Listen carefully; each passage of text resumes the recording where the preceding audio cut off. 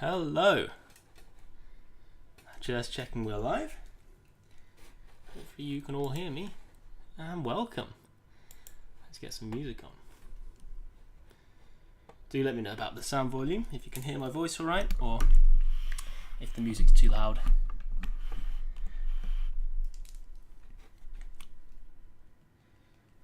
But yes, hello, how are we all doing today? Today we're going to be doing, as said in the announcement, we're going to be doing some Orokhani dwarves. And you might have seen our recent announcement, we're going to be adding this new faction to the game. And on top of that, I'd like to hear your thoughts about the Rings of Power. Now I know that is a controversial topic, so do try and keep your comments civil. But yes, there's a lot to be talked about, really. Hello, Medi, Spacey, Robin, Ellen. Good to see you all. Very good to see you all, and it's very good to be back.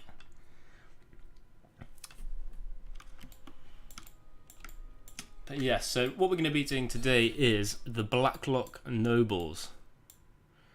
In true fashion of mine, I haven't thought anything about this concept before doing it. I'm just gonna go in. So of course, as always, any suggestions from you about what I should do here are most welcome. All I know about this guy, which is he's one of the elites. Blacklock Nobles is the Orokhani faction's strongest shock unit, so he's going to have a hammer. All I know is he's going to have a hammer and he's going to have a war mask. So I think I'll start off with that war mask. Hey, hello. Spacey kicking off the Rings of Power discussion with it's going to suck, which I don't know, to be honest. I thought that at the beginning. Very much so. I think we can all agree that their promotion at the beginning was poor, but I don't know. After seeing the recent stuff, I'm quite confident. I'm not confident, but I'm excited. I'm interested. There's a lot to be said about it, and Medi's not sure. Marco, I love you, wizards, and thank you for the work. Well, it's a pleasure. We very much love you too, and we couldn't do this without you supporting us. So thank you. Medi saying, have I seen the new Sauron? And I assume you're talking about that guy that looks like Eminem from the trailer. Yes, and I was under the impression that that's not Sauron. I thought that it was. I've seen both. I've seen some people say it was Sauron, some people say it wasn't. I'm hoping that's not Sauron, because yes, he looks very strange. I'm not quite sold on that, especially if it's Sauron in his fair form, Anatar, because Anatar was meant to fool even the wisest elves. You know, Galadriel and Celebrimbor. You know, they're not idiots. They do know their stuff, and for him to fool them must have been very big. They knew something was wrong, but they didn't know it was Sauron. Of course, they wouldn't work with Sauron. He's been their enemy for years. So yeah, I'm hoping that that's just some kind of cult leader. And if you saw Arakir's recent video on the new trailer, the San Diego trailer, he talks about how he hopes that Sauron is just a side character at the beginning, in his fair form, that is, of course. Just a side character that you wouldn't even suspect a thing of, and then bang, at the end you get this reveal that is Sauron, and you know, even the audience is fooled. And think about it, if it's targeted at the film audience, a lot of people won't know who Anatar is. They won't know Sauron has a fair form or can shapeshift or stuff. So that'll be even bigger of a shock for them, and that'll, I don't know, that'll be quite well done in my opinion. It'll make it more, you'll have more dimension than a lot of fantasy villains often just say, I'm evil. But if Fairform Sauron, as we all know, is very cunning and clever and fools everyone, which is exactly what I want to see. Anyway, Rado Slav says, quick question, campaign map next year release? To be honest, I can't say. Again, as usual, I can't say because we don't know. Unfortunately, one of our developers was caught up in the middle of the Ukraine war, and he's had to. Well, he's okay now, but he's taking some time off. So the progress on the tool, which is going to be able to teach the AI how to recognize a different map, that was our issue really. We couldn't get the AI to forget it was on Europe. So that's why progress has stalled a little bit. But don't worry, other things are going ahead. Maestro is slaving away, planning our campaign in truly meticulous detail. I've never seen anything like it. It's incredible. But yes, as soon as there's updates to share, we will of course share them, because we do value transparency. Absolutely, we like communication with you. Because I realise I'm just drawing on the same layer. I created a whole new layer for this mask, but I'm drawing on the old layer, which sucks. Oh well.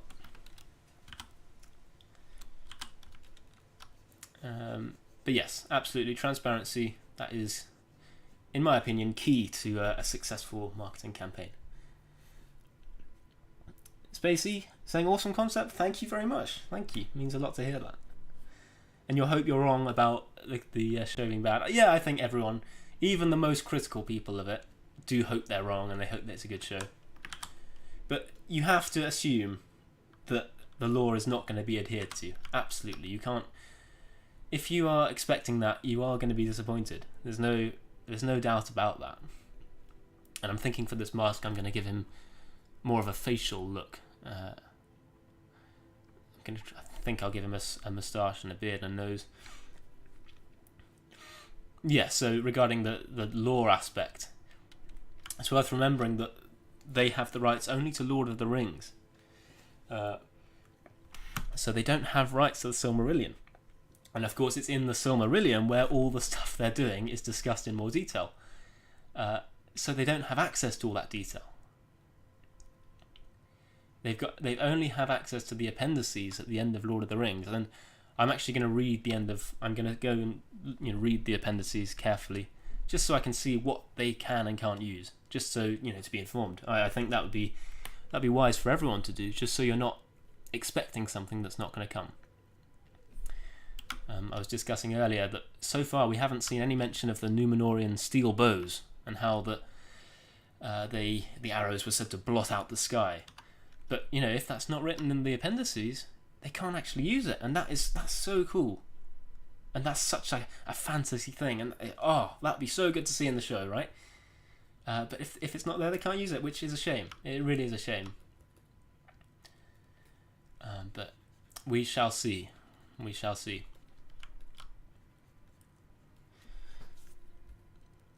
Mark is saying, Rings of Power isn't lore, so it's a fail. I don't know. Well, think about Lord of the Rings. Think about the films Peter Jackson made.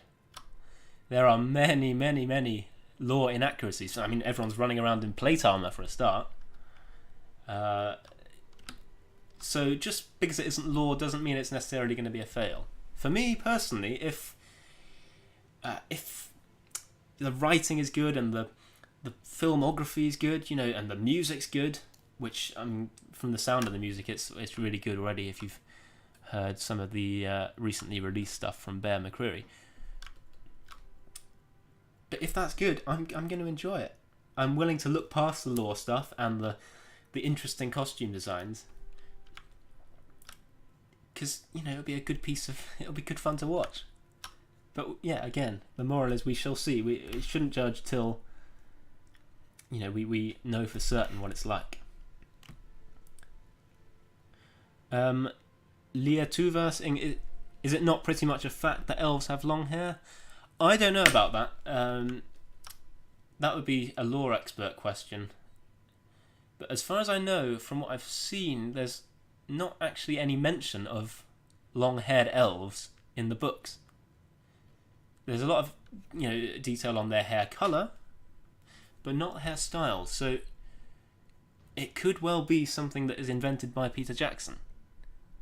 And now people come to expect long elves to have long hair, and that may actually be just that. And again, we shall see. Me personally, I love the look of the long-haired elves, and Gil-galad, High King Gil-galad, is at the moment the best looking one because of that, for me personally. But I don't know if that's a fact or not. Tan saying, well, we are going to watch a very different interpretation of Middle-earth with the series. My only concern is that I hope they make it as authentic as possible.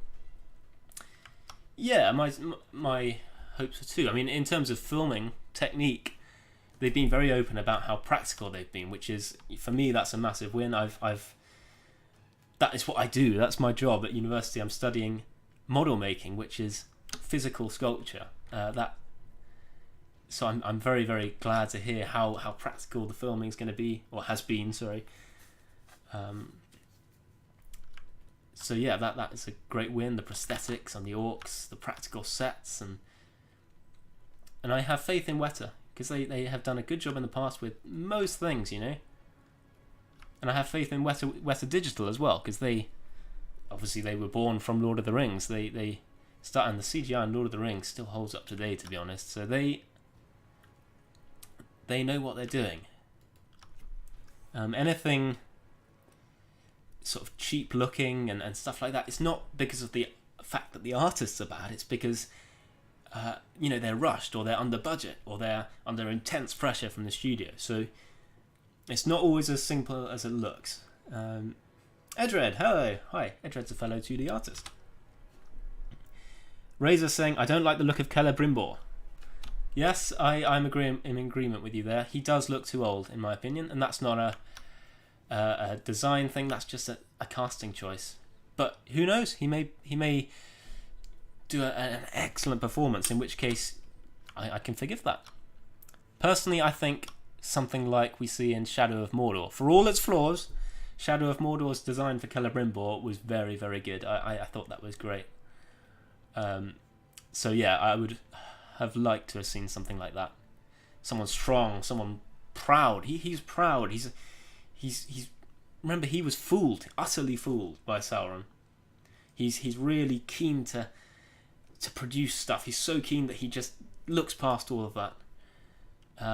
He's strong. He works on a smith all day. The guy that they cast doesn't look like he's a blacksmith. He doesn't look like he's working hard every day.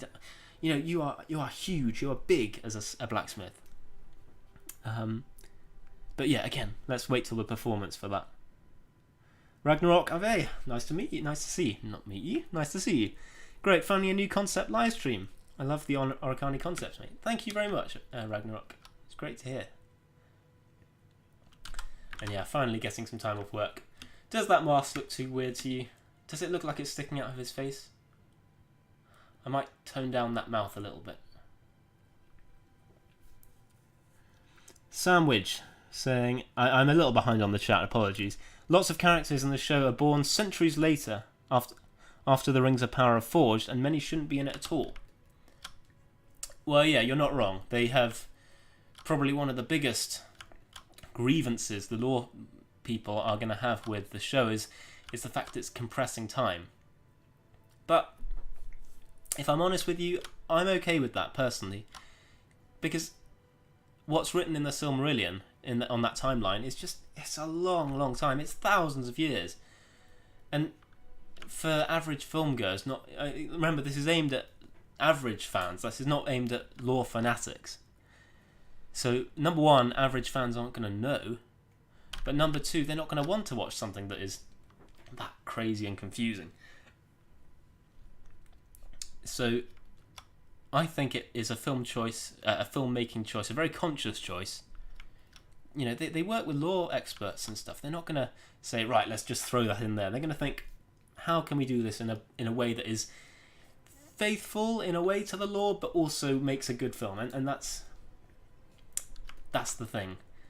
So I'm okay with the compression. I don't know, but let's wait to see how they do that as well. A lot of this is very much let's see and wait. But yeah, let's hold off on that one. I mean, Leotuva saying, at the start the costumes seem very good, but the more we see, the more disappointing it is. Interesting. I don't know. At first, I remember seeing Galadriel's armor. I remember thinking, it doesn't look very elven. It looks very, very European. And from a practical standpoint, functionality and stuff, it is a really well designed suit of armor. It functions. It's very, very practical. All the articulations move well from what I see. The breastplate is nice and curved, and it tapers at the waist quite high, which is great. That's exactly what you see in historical stuff. But that is my issue with it a little bit, in that it does look too historical. I very much am a fan of that very natural woven look of the elves in the Peter Jackson adaptations. But we shall see again. Myron saying, all Noldor have long hair. Again, I am no lore expert, so I can't back up or deny that comment. If so, then they have broken the law. It's a shame. I would have liked to have seen long hair, but, we can't change that now. Mehdi is saying, I love the Oricani armour. It looks very Bronze Agey. Thank you. This one in particular is using lamellar bronze, which, I'm taking a bit of a... Well, I'm taking a number of design influences from here. Mainly Babylon. And there's sort of these Roman-style plumes and feathers. And of course some Weta aspects, like this mace is from a Weta concept. And thank you. This one I'm taking quite a number. I've taken some samurai influence. That helmet is a very sort of samurai-esque construction. And again, some Babylonian and Middle Eastern designs there. And then Dwarven designs. So it's these Oricani have been very interesting to do. Because I've been able to take loads of different sources of inspiration, which has been fun. Let me try and speed through these. Myron saying, the elves Noldor have long hair in the nature of Middle-earth. Is that written by Tolkien? Isn't that written by someone else? If so, I don't know if that technically counts as canon, but we shall see. John January, I'm legit 3D modelling some Oricani dwarf miniatures now. Listening to this. Oh, wow, what a coincidence. If you can send some pictures on our Discord, which I forgot to mention, is pinned in the comments, in the live chat, I mean. Yeah, if you send some pictures, I'd love to see that. John. Ragnarok saying, and the forced diversity is so annoying. I have nothing against a POC cast. I'm not sure what that stands for. They could finally make more about Haradrim, Variags and Easterlings, but instead we got black. Yeah, well, that's something the film industry is grappling with today. I mean, I personally am in agreement that they could have made them location, but so much opportunity to explore really rich culture of Harad and Rune, and But what I do like is the diverse Numenor, because Numenor is a very big trading hub. You're going to get people from all over the world there. That really makes sense, So, and it's not going to ruin my immersion at all. There are some people who say, no, I cannot watch this because they have cast a black lady as a dwarf. No, absolutely not. It's not going to ruin my immersion. So, I want to remind you all that any comments about, controversial topics, do keep civil like that, please. Or our moderators will mute you. Samuel asking, is this an independent faction dwarves or just a unit? Yeah, this is an independent faction. We announced it recently. I'm terribly sorry again for the late reading of the comments. I'm about 5 minutes behind you all. But yes, this is a new faction of dwarves from the east. And of course, Tolkien doesn't really talk about these guys at all, or very, very minimal. So we have a lot of freedom with this, which has been fun. And of course, they're not shown in the Peter Jackson movies either. So do give me feedback on this mask, because if you think it's rubbish, then of course I'll change it. Let's give him some teeth.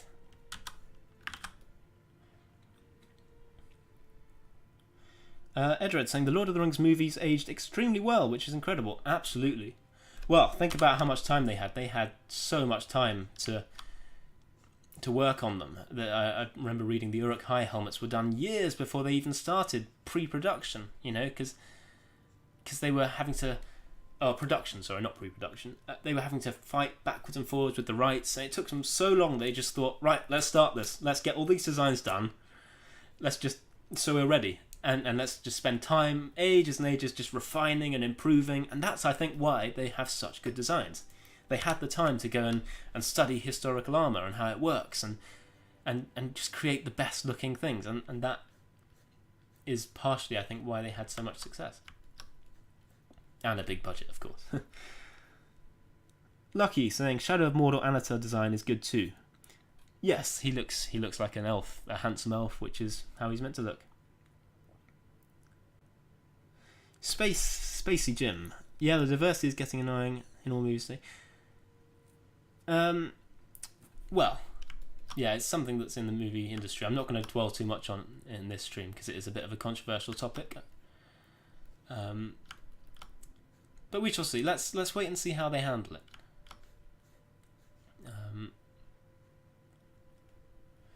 You know, if lots of people dislike stuff like that, it's the same with any trend. If people dislike it, usually things do change eventually. But you know, it's not a bad thing. Think about how many years the film industry was dominated by white actors playing non-white roles. It's about time they had some roles to call their own, you know. Jenny's my girlfriend. Cool drawing. Thank you. Thanks, Jenny. Jenny, to much of your dismay, I am sure, is not a Lord of the Rings fan. And I'm sure you're appalled at me for dating a non-Lord of the Rings fan, and gosh. But we'll change that soon, don't worry. We'll change that soon. Marco saying, Warrior Galadriel, sickened face. Well, I do hope they don't go too far into this sort of warrior princess thing, but it's written in the lore. I think it is a Silmarillion, but it's written there that she was a warrior. She was capable of fighting or matching even the greatest athletes of the time. She's really a strong female character. And I suspect that with the show they're going to do a whole massive 5-season arc of beginning as a quite brash warrior princess, and then ending up in that very serene Galadriel that she is in the Third Age. We shall see, though. Leah Tuva saying, I actually like the plate armour that we saw initially. The Galadriel, the elven armour, is well designed. It doesn't look elvish, but it looks good, I think. As a design, just on its own, without context. I think it does look good. Oh, Edred saying POC is people of colour. Right, got it. Monadic Media. Any Numenor faction plans? Interesting, very topical. As of yet, no. But there is a but. Once we release the campaign, and that's out and that's done, we have thought about, or we've floated the idea of alternate campaigns. And of course, at the moment, we have a few ideas for alternate campaigns. Fall of Arnor, or what else was there? Fall of Arnor, Last Alliance, and yeah, Numenor. We shall see. But if you're after Numenor, one of our partner mods, The Last Alliance for Shogun 2, that's out, and you can play that right now. So yeah, that should placehold anything for that's coming in Rise of Mordor, or Dawnless Days. Sorry, I should call it Dawnless Days now. John January, do you think the Oricani dwarves would have sided with the Easterlings as mercenaries? Always like the thought of the blue wizards trying to win them over. Well, that's something that's never really said in the books. It's implied that the blue wizards had some impact, I think. And that, that the forces of good would have lost if it wasn't for the blue wizards having some influence and having, set some Easterling clans aside. And if the full might of the Easterlings had gone and joined with Sauron, then Gondor would have stood no chance. That's what is implied, but who knows? I'm not sure on what blue wizards material we're going to be using in Armored, but again, that's a question for Maestro. Do ask in the Discord though if you have any questions like that. Ellen's saying Amazon's armor is the most terrible looking and impractical, illogical designs. Well, yes, you are right in some regards. Like I said before, Galadriel's armor is ironically some of the best designed armor I've seen in fantasy. But then you have Numenor armor, which is questionable. It's plate with scales on, and the helmets are very open, similar to Rohan in a way. I wouldn't say it's impractical, I do actually confess that I do like the design. I just think they could have done it a little bit better. They could have added some colour. They could have added a little more uniqueness, something that made them look more powerful. These guys are... You should be scared to see a Numenorean soldier,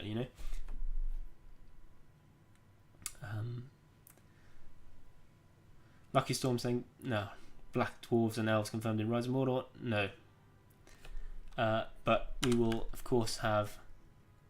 And we do have different models for our Haradrim and our Easterlings. Rise of Mordor or Dawnless Days will not be following the aesthetic of the Amazon series unless there's something that looks really good and we decide, no, let's just put it in. But it would have to make sense. It would have to make sense in our universe, which is inspired by Peter Jackson's films. I'm going to get rid of this nose guard in total and complete. In total? I'm going to totally get rid of this nose guard. Gosh, can't speak today. Jenny's saying, oh, don't call me out like that. At least you saw The Hobbit. I'm trying to tell her that Lord of the Rings is better than The Hobbit. But because she's seen The Hobbit and doesn't want to see any more of that rubbish, she's refusing to watch it. Tell her. Lord of the Rings is better. Awkward Saxon saying, wasn't the concept finished already? Yes, I am just reusing the concept. For speed. I finished the tier 3 Blacklocks. I'm now working on an elite version, tier 4. And, he's going to look fairly similar, so why not use the same model? I know it's more boring. It's not as interesting to have just reuse a concept, but that's what you do in the industry, really. And I don't have much time. I don't have as much time as I used to anymore, unfortunately. Oh gosh, what happened? I pressed something by accident. Close my window. David, love your art, thank you. I talked with the show producers via email in 2019 about making swords for them. Didn't pan out in the end due to me being in the States, but my friends at Weta made the swords. Not the armour though. Oh wow, so you're friends with Weta. Wow. It's my dream to work with Weta one day. It's a shame they didn't hire you. I again, if you're in the Discord, do post pictures of some of your swords. I'd be interested to see them. Yeah, so I'm aware that Weta was on board for the show as well. I don't know how much of the production they've done, but I know that Weta Digital is doing the CGI, and I know that Weta Workshop, the practical one, is doing some degree of stuff. They might be doing all the weapons and all the costumes and stuff, but I'm not sure as of now. Again, Weta is known for their high quality, really. They are the bee's knees when it comes to film production. I think that Weta and ILM are the two really incredible production houses of the film industry today. But yeah, it's a shame they didn't use you.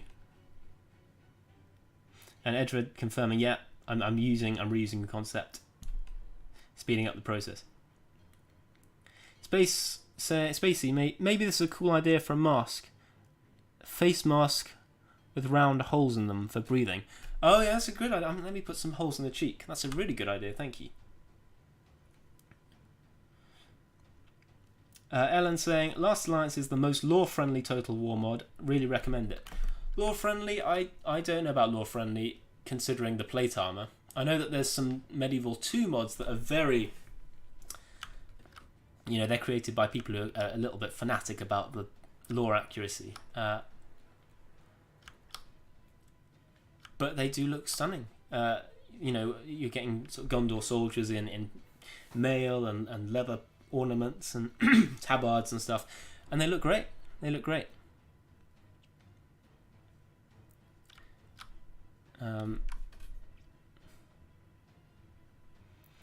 Medi saying, I remember hey Myron, I remember you talking about your puppy. How is he?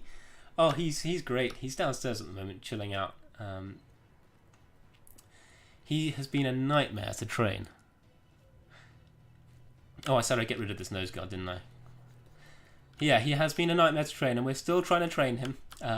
He's a Springer Spaniel, so he's very, very active, and it's said that you never truly tame a Springer Spaniel. So we've got that to look forward to, but he's been good. He does have a unhealthy liking of Fox's mess, unfortunately, so that's made him poorly many times, and we had to deal with that earlier. But I don't know why I told you that, but yes, that is the state of Beau. His name's Beau, as in French beautiful,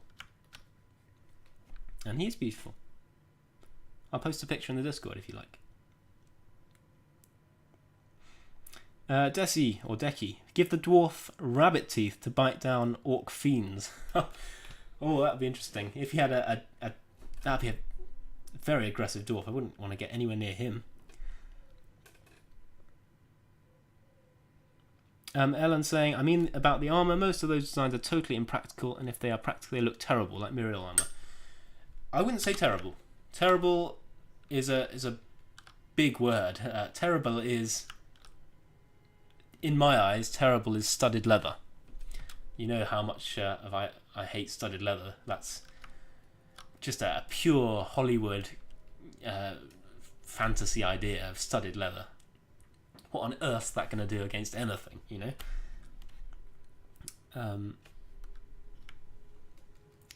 It isn't great, I guess, the Tarmiriel armor.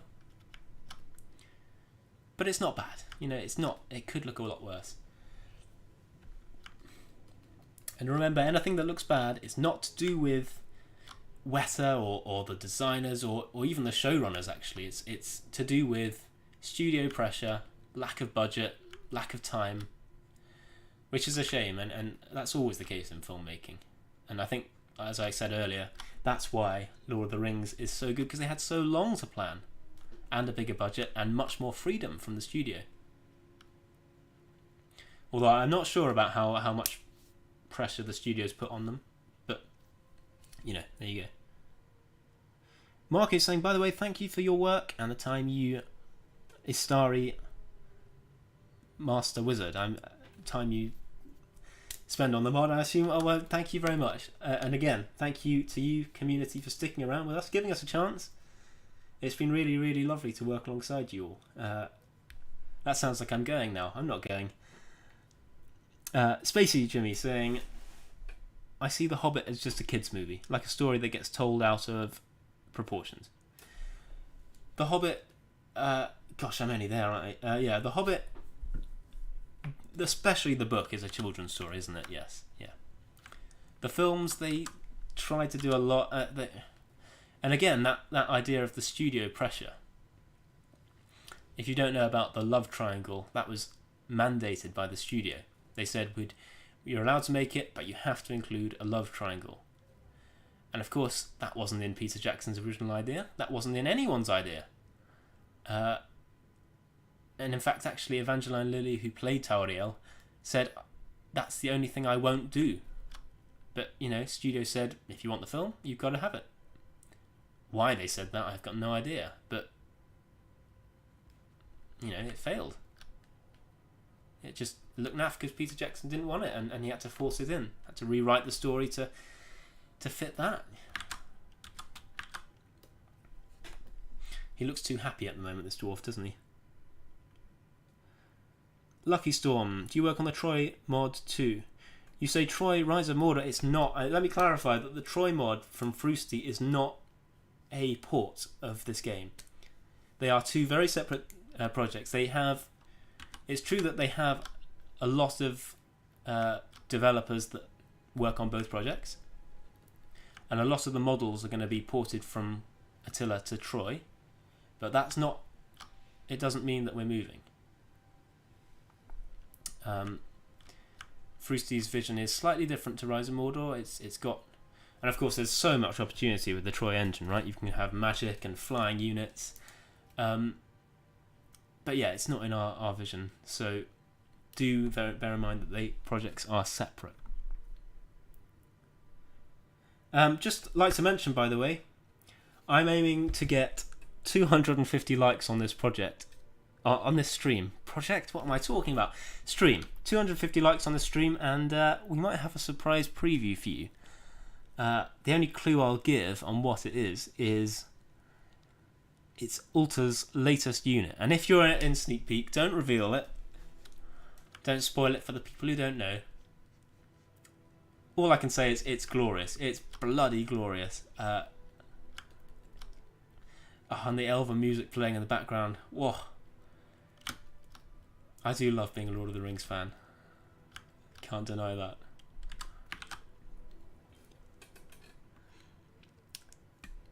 Lucky also saying the teeth look weird in the moss. They do actually. Let's see what we can do with that in a minute. Desi's saying why purple? I don't know. It just works. A lot of combinations have been done already. Red and gold or blue and gold. Purple and gold's new. So why not try that? And purple is a very regal colour, and I feel the Blackclocks are a very proud nation. Lemony Aid saying, love your concepts, Myron, thank you. By the way, are the side hinges integral to the helmet or a leftover from the tier 3 Blackclocks? Let's make them... I quite like them being there, to be honest, and the mask is sort of slotted underneath.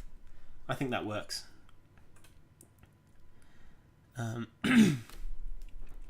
Awkward Saxon saying nose. Yeah, assume you mean about this guy's nose. Yes, nose indeed. Who knows? Huh? Ellen saying, in my opinion, the best design in the Rings of Power is the Snow Troll by John Howe. It is, in my objective opinion, the only design which looks really well and even better than the Jackson movie troll. See, I don't like that design, although I haven't seen any of the footage with it, or I've just seen that sketch. So yeah, I can't...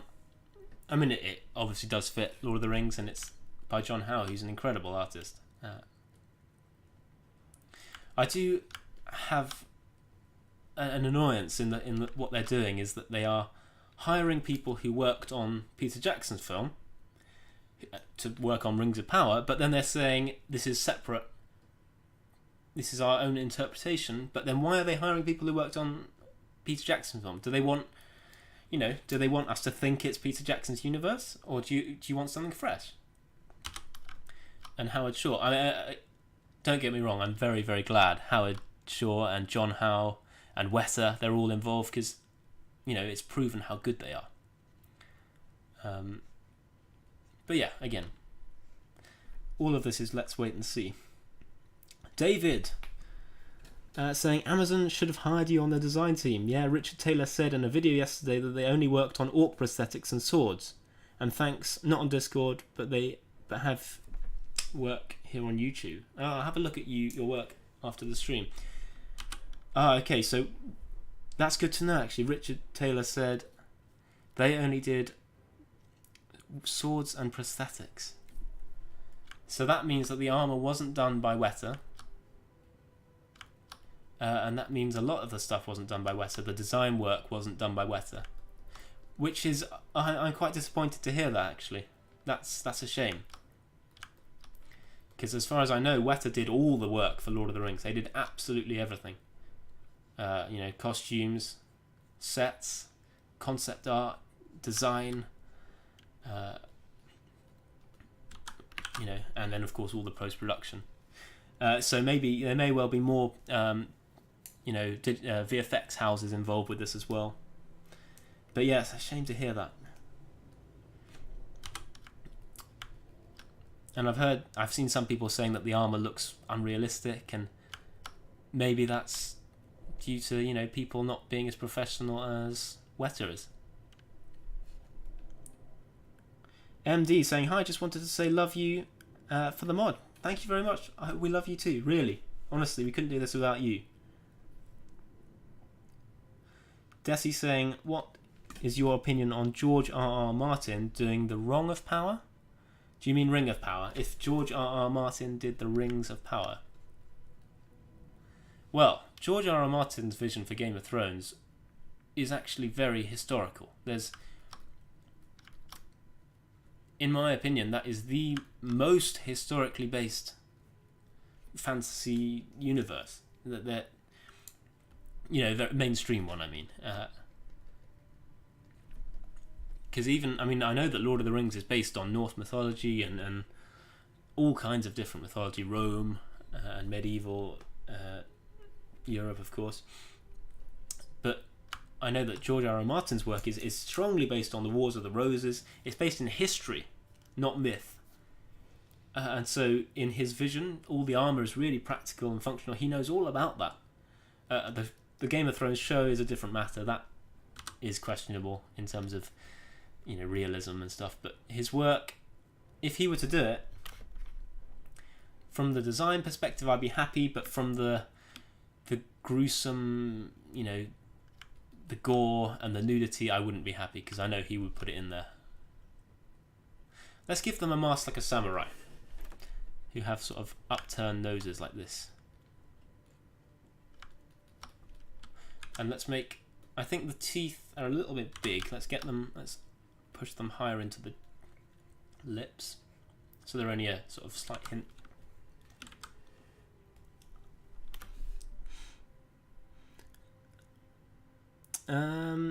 Let me just catch up with the chat.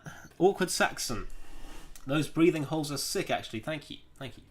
That's a very good idea. I can't remember who suggested it, but that's a fantastic idea. And Monodic saying, when is the next update for the Dawnless Days? Couldn't say, but all I will say is that we have got lots of content waiting to go out to you. I'm sure you've seen some of it. You've seen the Galathrim Elves. You've seen the work on Isengard, the Isengard map. And I'm not going to confirm or deny anything else, but I mean, you've seen the early stages of production on Helm's Deep. You've seen Frusty's Dwarven rework. So there's lots of stuff ready. There's more stuff coming, though. Trust me. More stuff coming. Hopefully, you will not be disappointed with this update. It's going to be a really good one. But again, you know, it's not even worth asking when the next update's going to come out, because us as developers, we don't know either.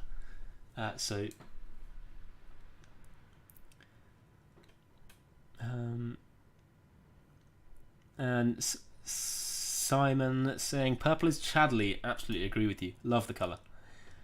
And Buntosaurus. Is there any elven concept art coming up with long long hair? I was thinking of doing a short-haired elven concept, actually. No, I jest. That would have enraged the community. Personally, I'm not currently working on any elves. Although I lie, I'm working on the Avari elves. So, if you really want to see that, I may well do a stream when I next have an opportunity. Unfortunately, I'm very, very busy with work at the moment, so the chance of having one soon is not likely. But do let me know, and do let us know in the Discord if you really want to see more. Because us developers, we rely on you, essentially, to keep going. If there's no demand for the mod, we lose motivation. It's just as simple as that. So it's just incredible to work with all of you and to have you as the community that drives us to do the work. And as I say every time I do a stream, you know, if you want to help out, there's so many ways you can help out. More than just unit modelling. There's concept art, map design, architecture work, and there's animation and moderation, community management, all that kind of stuff that goes into a project like this. And you know, everything you can give is just really helpful. So do check out our recruitment channel on Discord. All the information is all there. And Spacey Jim, is purple dye going to be a trade resource for this faction? Who knows? I mean, in history, purple dye was very valuable. There's a reason purple is on, I think, only 2 flags in the world. It's because it was so expensive that only emperors and kings could wear it. But who knows in this mod? You know, you have, I think we could say in our own mod lore that there's a lot of purple dye around Rune, because you obviously have Dorwinian and these guys wearing purple. So let's just say that. There's lots of purple dye. It's not from shells like it was historically, it was from a plant. A purple plant that gave great dye and therefore made it quite accessible.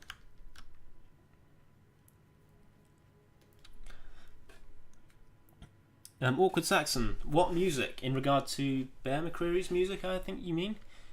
Check it out on YouTube. Check out Rings of Power soundtrack, because they released 2 tracks, one for Galadriel and one for Sauron. They're great. They're really great. The Galadriel one sounds a little bit like John Williams, Star Wars, but a little bit sort of impressionist. If you know your music, I'm going to go on a music rant now. I like classical music and film music. The impressionist sound is John Williams got a lot of his inspiration from sort of early 20th century music, and so it appears that Bear McCreary's also done that sort of thing, and it sounds really good. It's a really beautiful piece for Galadriel. And then the Sauron music, wow, that was great. It started off very much like the Walking Dead soundtrack, which is funny because Bear McCreary wrote the theme for that as well. But then it came in with this 7/8 rhythm, which is 7 beats a bar, if you don't know what that is, and that's like the Uruk-hai. It sounded like the Uruk-hai theme, and that was great. Really loved it. And then Bear said at the Comic-Con interview, or panel, sorry, he said that Howard Shore's written the main theme for the series. Kind of how John Williams came back to write the main theme for the Obi-Wan Kenobi series. While we're at it, give thoughts on the Obi-Wan Kenobi series as well, because I enjoy Star Wars as well. And I realise I need to speed through these comments more. But yeah, the Sauron thing was great. Check them out, both of them.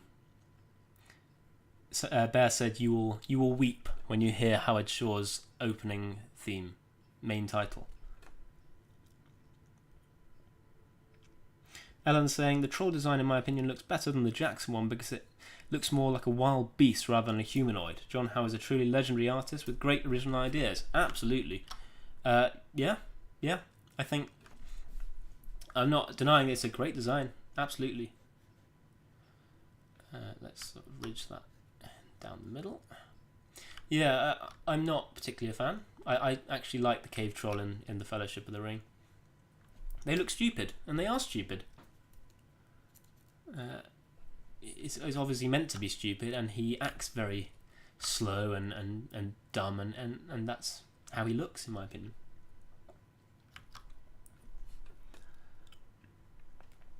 Simon saying J.R.R. was based on historical and mythologic England. Yes, yeah.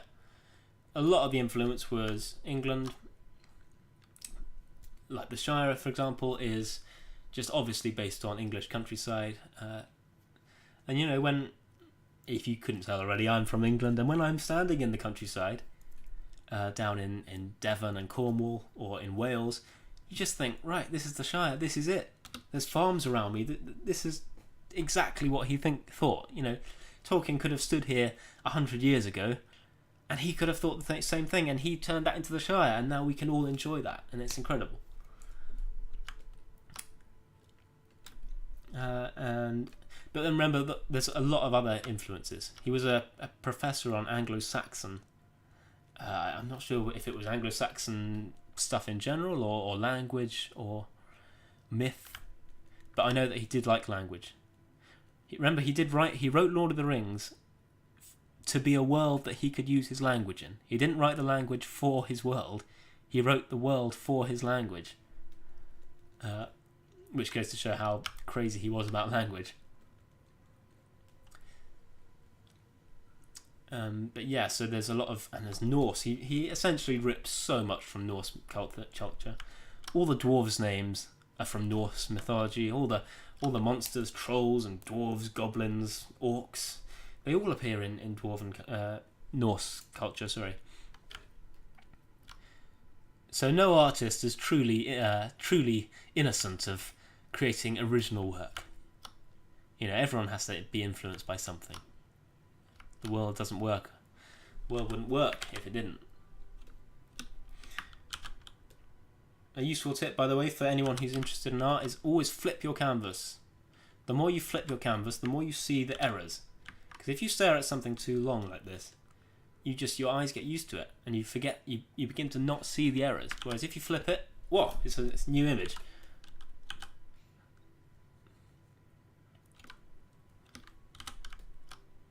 Yeah. You can see that cheek guard's too low.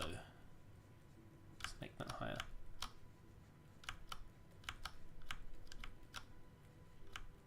By the way, any questions you have about what I'm doing here on Photoshop, do let me know, because I do love helping.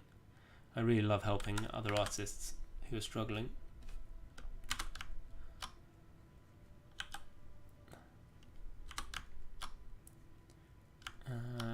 Let's get back to comments. Lucky Storm, how it's look if you change the colour from the 2 standing purple feather on the helmet to blue. We can try that. Yeah, let's try it. I'll try it in a second. Dodgy Kingdom, I don't like who they cast as Celebrimbor. He looks way too old. Even Galadriel looks a lot younger, and she is older in lore. Galadriel is bloody old. Yeah, agreed. Celebrimbor, I don't know why they went with an older actor. I'm confused by that. He looks old, but let's wait and see. He might give a really, really good performance, in which case I can forgive that. Elrond looks quite old in Peter Jackson's thing, but he's just great as a character, so you don't think about it. Anonymous777, I love the purple and goldish armour. Thank you. I love it too. Simon, who do you think will have Smeks in the show? As it already has been confirmed, they will be. Because they want to copy Game of Thrones. I disagree completely. They're not copying Game of Thrones, and they've been quite clear on that. There's not going to be any of that stuff. They've already confirmed it, and the age rating for it is. It's not. I think it's a 14, potentially. So it's fit for all ages, or for most ages. Sorry.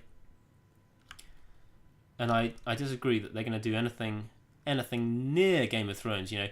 They may do something, and I know it'll be controversial they do, but I'm sure they will do it in a way that Tolkien would have done it. With Tolkien, all that stuff is very much implied, it's not shown. Whereas Game of Thrones, I've read the books, George goes into a lot of detail, and that's absolutely not what J.R. Tolkien is about. He's a Catholic guy, remember? Catholic guys are... Especially back then in the 20th century, they're not going to write stuff like that in their book, and that doesn't feel like Lord of the Rings. If they did do that in the show, that would be the single most egregious thing they could ever do to Lord of the Rings, I think. And I'm certain they're not, because they're fans as well. Remember, the showrunners, and they're not going to do something that they feel isn't Tolkien. The one thing that it could be as if the studio says, no, we have to have this, in which case they have actually no choice. But let's hope the studio's lenient.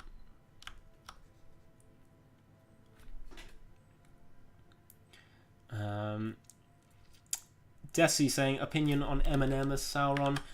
Again, it's not confirmed he's Sauron. I hope it's not Sauron. I don't think they'd reveal Sauron this early, especially in his fair form.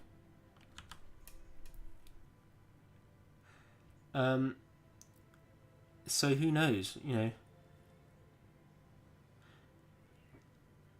know.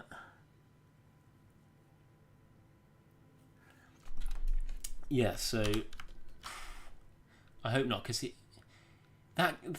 Eminem guy playing Sauron looks suspicious, right? He looks like someone who would trick you.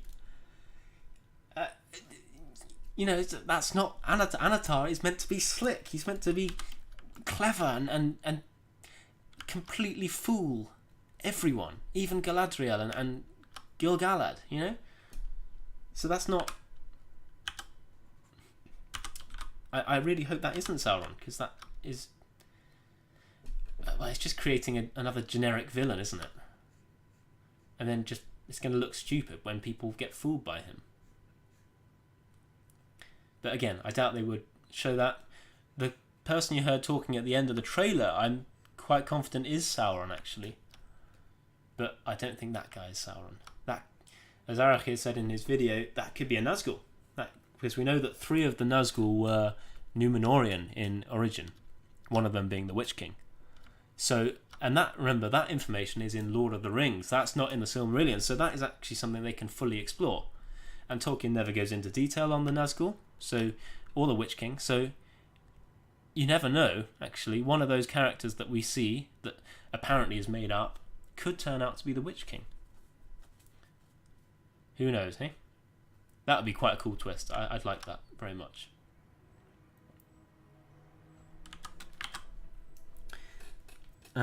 Sandwich 717 saying, have you ever met Arachir Galadirithon, one of the Divide and Conquer devs? Maybe it's my American ears, but you sound like brothers. Divide and Conquer and Dawnless Days are my favourite mods. No, I haven't actually met Arachir, and I don't think he's a Divide and Conquer developer anymore. He wants nothing to do with it. Actually, he's leaving YouTube, and he's been quite critical of the Divide and Conquer development. Actually, no, we're not brothers. Never met him, but we do come from the same county. We both come from Hertfordshire. I lived in Watford. I think he lived in Hemel Hempstead, which is 10 minutes away. So I have been 10 to 20 minutes away from Arachir Galadirithon my whole life before I moved away, which is a fun fact. And so he's been 20 minutes from me. And Simon's saying, my opinion on Eminem is that because they said they want to emulate modern world values and stuff, modern women are known to get seduced by playboys and ruin their relationships. It looks spot on. No, I disagree. I don't think they do that. I know they want to emulate modern situations, but they're not going to do it in a stupid way, you know?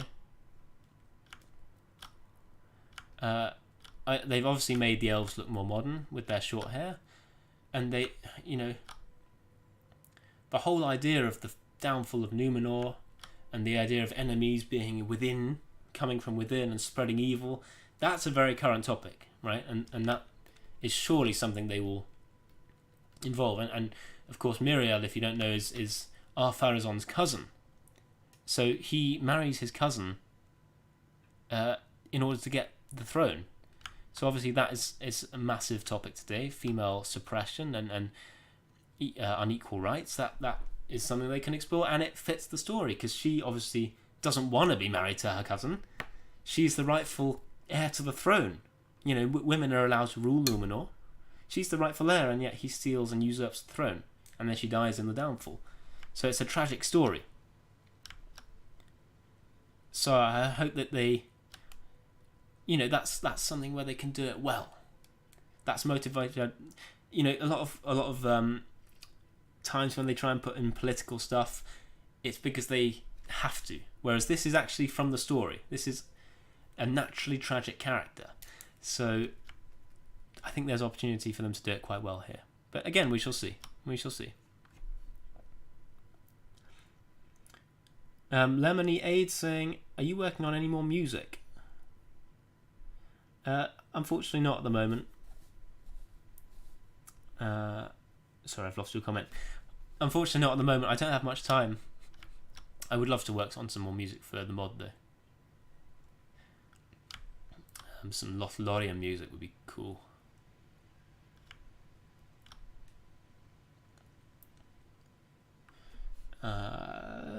QTA55MF saying, and force him to delete the apocalyptic mess which is Ring of Power.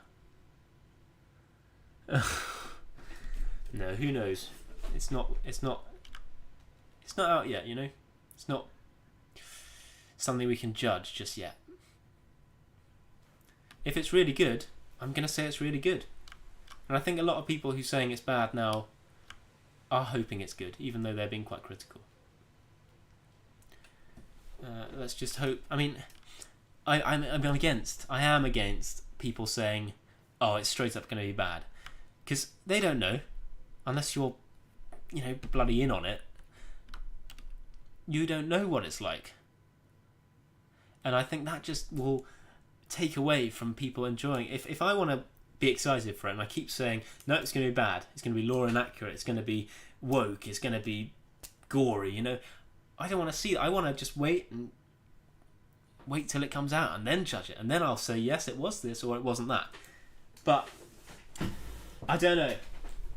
I'm not sure on the impact of what naysaying is going to be, but who knows. Simon's saying, well, the Bjornings, in my opinion, are pretty much the Viking kings on England. Culture, region, religion, and bear berserkers, kind of spot on. Yeah, that's true. That's true. But again, Bjornings are inspired by... I've never thought about what they're inspired by, but I suspect there is some kind of Norse influence again with the Andrian Vale. Rohan is the descendants of the Andrian Vale, and they are sort of more... I know they're depicted as Saxon in the films, but they're actually more Norman. So the Aotheod are probably more Norman inspired, but who knows? Who knows? Fingus, hello Fingus, how you doing? Fingus is a moderator, so keep your comments civil. LDT, if I had this guy yesterday, easy win against this Gondor guy. I don't quite understand what you mean there. If you're talking about a custom battle, I can't wait to see these guys in game 2. Fingus, I'd like to see Sauron spit out some cool lyrics. It would be funny. But again, who knows if he's Sauron. What is very cool, actually, I saw on the Rings of Power people have done, is they've given each of the races a different way of speaking. So it's almost like they're speaking in poetry. Something that is quite nice and a good sign is in the trailer, the spoken lines from Gil-galad and Galadriel, they are in the poetry form that Tolkien liked the most, which I think is iambic triameter, which I thought was quite a cool touch. And the fact that the showrunners took the care to do that, why? How often is it that you write poetry in the form of Tolkien to honour him? You wouldn't do that if you didn't care about it and just wanted the money. You have to really want to go deep in that, I thought that was quite cool. Simon's saying, you pure innocent child, ignorance is bliss. I don't know if you're talking to me. I don't know what to say to that. Karpov saying, I will treat the Rings of Power as fan fiction from now on. Yeah, I mean, it's going to be fan fiction, isn't it? Because they haven't got the rights to a lot of the stuff from the Silmarillion. So they're going to have to make stuff up. And yes, I'm going to watch it as if it's a fan fiction. And I think actually watching it like that is going to be more enjoyable. Because then you're like, no, I'm going to forget everything I know about Lord of the Rings and the Silmarillion and Tolkien. I'm just going to watch this. And it's going to be fun. I think that's a good way of looking at it.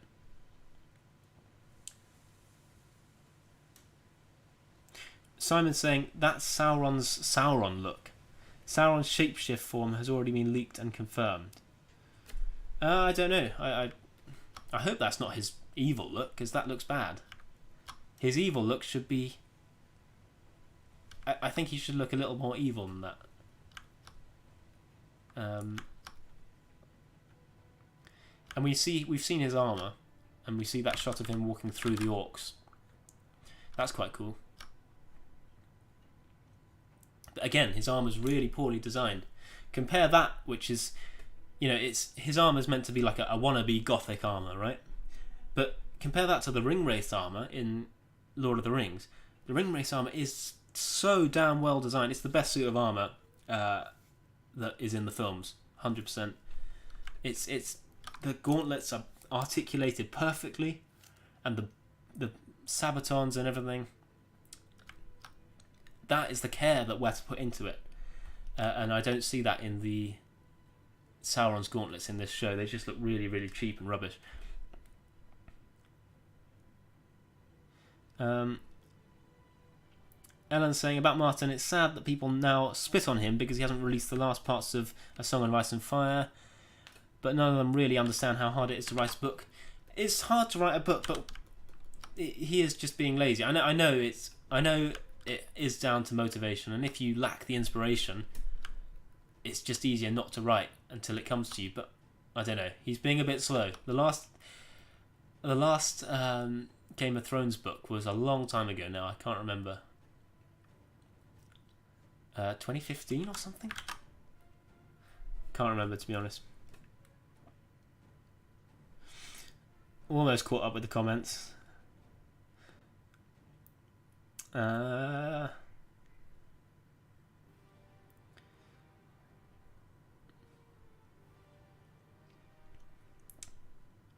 Spacey saying, why do we want modern problems in fantasy films? I want to escape the modern world as its problems when I watch the fantasy.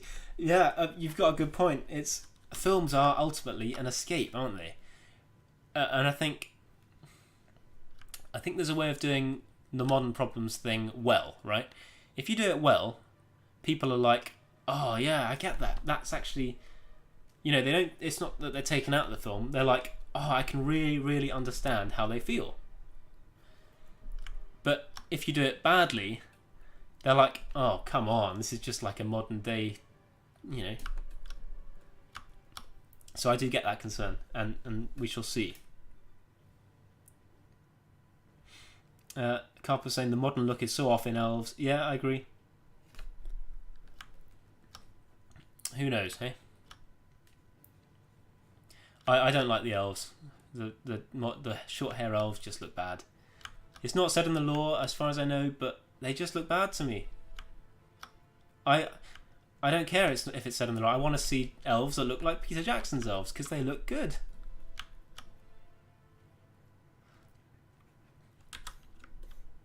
What do you think of the mask, by the way? Do let me know.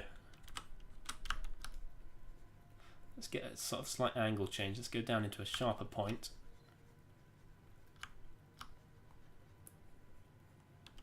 To get those sort of furrowed brows. Mine on the Amazon Defender. Do not call me that. I am merely saying let us wait and see. If it's bad, I will be the first person to say it is bad. I'm hoping it's not going to be bad. Everything I've seen, the more I see of it, the more excited I become, actually, to be honest. But, like I say, if it's bad, it will be bad. I'm not going to defend Amazon. Of course I don't want to defend them. If it's good, I will say it's good. And I'll be glad that Lord of the Rings has had another successful adaptation another successful popular adaptation, because that's all we want, really, isn't it? We want to have a good Lord of the Rings content, and we want more people the more people in the community, the better, really.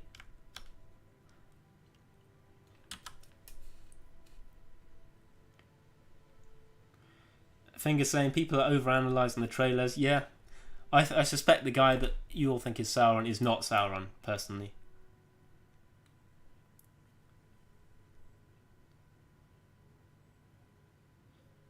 Amazon has the right from the Second Era. They can't touch anything from the Silmarillion. Well, the Silmarillion contains the... No, they don't have the rights to anything except Lord of the Rings. Which Lord of the Rings at the end has an appendices which essentially has everything, a very brief history of Middle-earth, right? They don't have rights to the Silmarillion, which contains the fall of Numenor. The Silmarillion is the book that has all that information in it, but they don't have rights to it. So they're going off some very, very short passages in the back of the appendices for the whole series, and that's why people are concerned, is that they're going to have to make up a lot of stuff or change a lot of stuff. That's the concern.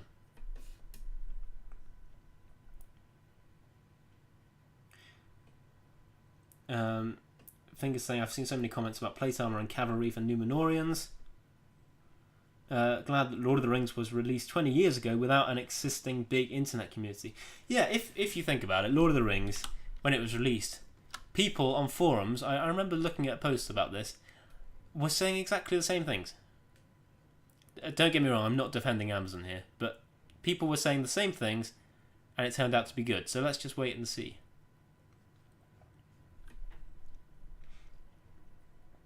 Do you remember, guys, 250 likes, and you will get Ulta's most recent unit preview.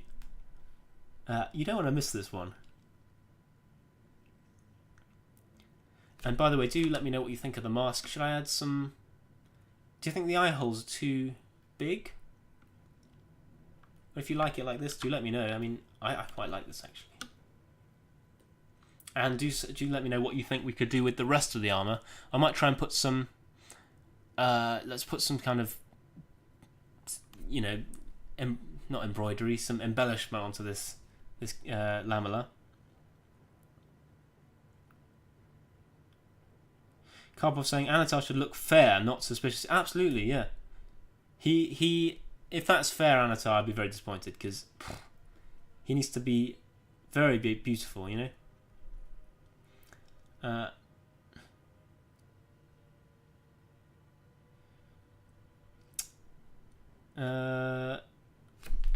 Yeah, Cass saying, yeah, I can't imagine the amount of noise the internet would make about Arwen replacing Glorfindel's bit. Yeah. Glorfindel and the lack of Tom Bombadil and the elves at Helm's Deep. You know, massive law breaks. But if you look at them, why did they do them? Why did they remove Tom Bombadil? Well, he comes up, shows up in the story, puts the ring on, doesn't do anything. That's great. The Barrow Downs happens, he comes to save them, but then he never comes back. That's it. Tom Bombadil's out. So you ask yourself, what was the point in having Tom Bombadil in the story? Of course, like if you had longer, you could put him in, and that's fine. But if you have a feature film length that you're having to stick to, he's just unnecessary information. As harsh as it is to say that. And again, replacing Glorfindel with Arwen. Glorfindel, again, you never see in the film. But they had to set up Arwen somehow, and they wanted to make her look strong, and they did, and that works really well. It works.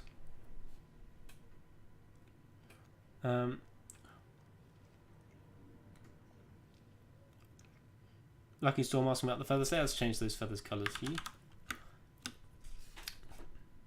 Long hair is main concern. Yeah, that's one I genuinely see quite often. Long hair and beards on female dwarves are the two concern. It's all about hair, isn't it?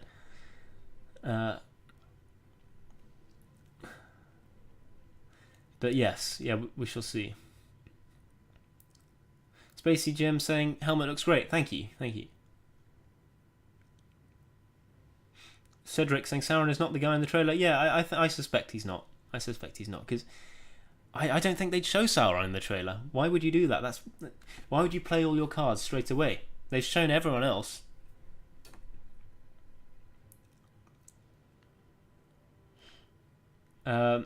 Cass saying you're probably better off not paying attention to the intermediary sources. People whip themselves up into a frenzy of speculation over the smallest things like the aforementioned Anatar. Yeah, agreed. A lot of people can overanalyze, but it's also fun to sort of, you know, speculate a little bit. But yes, I like the speculation, but I'm also keeping an open mind. Karpov saying, have you tried the mask with the mouth closed? Okay, let's try that as well. Karpov saying, I didn't watch anything about the latest promo except what was said. Check it out. I don't mean to sound like an Amazon, you know, speaker or someone who represents Amazon, but I think it excited me, to be honest, that teaser. And yeah, I like the look. What do you think of the blue feathers, guys? Let me copy and paste them. Undo.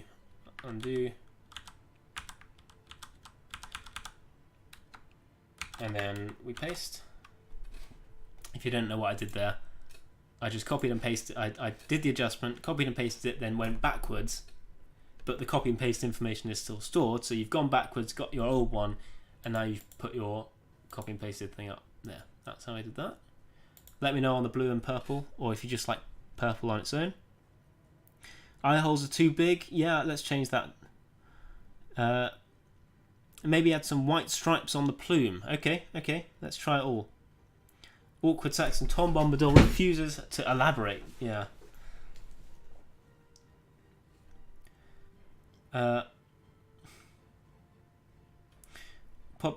Karpov saying he liked the elves at Helm's Deep. I love them. I prefer the. Although it has to be said, actually, the book version of Helm's Deep is very good. If you've read the Battle of Helm's Deep, it's really quite good.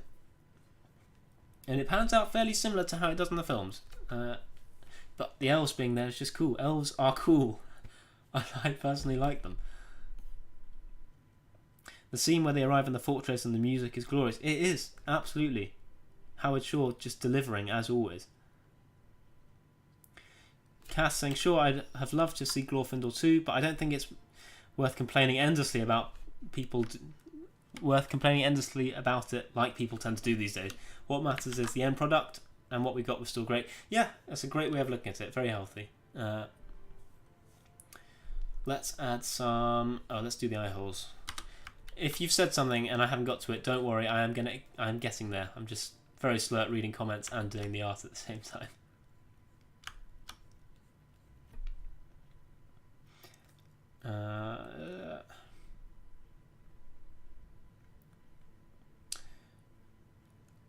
Amazon showed us Sauron in the trailers, but they didn't tell who it was. The thing is, people working on the show leak that stuff. Well, who knows? I'm quite confident that we heard Sauron, because those lines at the end, you know, you've been told many lies about Middle-earth. That kind of weird, creepy sound. That sounds like something Sauron would say. The evil Sauron. Or, well, again, Anatar shouldn't sound like that. He shouldn't sound evil. Because why would anyone, rational thinking person, why would they think, let's trust this person that sounds really, really suspicious? That's just not how real life works. So I hope that that's evil Sauron, saying you've been told many lies about Middle-earth. You know, it may not even be Sauron. It may be the cultist guy or something else. Ellen saying, mask looks glorious, but maybe make the line of the teeth more straight. Right now they look a bit too polished. Well, hang on, let's make them a little more individual. And let's try... Keep it purple, says one. Purple fits better. Blue is for Ered Luin. Yeah, although if you didn't catch the announcement, Ered Luin is no longer going to be a playable faction in our mod. Let me try this. This is sort of Japanese style mask. See how that looks. Does that look a little more scary or more intimidating?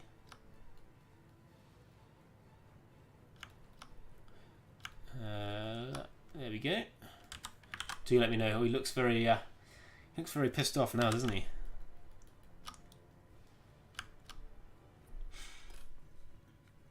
Buntosaurus, the thing all the new and old art of the Lord of the Rings elves having long hair.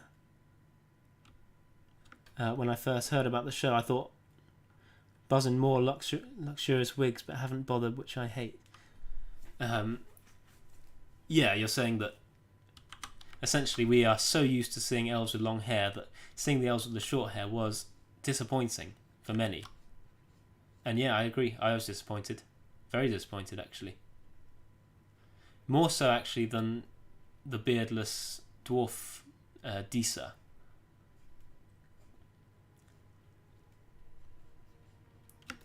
Yeah, so... And it's a stylistic choice that they wanted, but I don't like it. And stuff like that isn't to do with the lore, it's just that it doesn't work for me. And I think it doesn't work for a lot of people.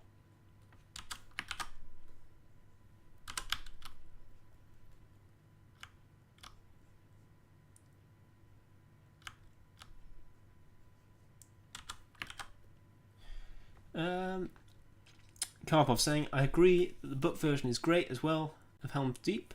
I'm just saying that I don't mind the elves that much. Yeah, no, I agree. I think I personally love the elves coming to Helm's Deep. Like you say, the music, the atmosphere, the choreography of the battle.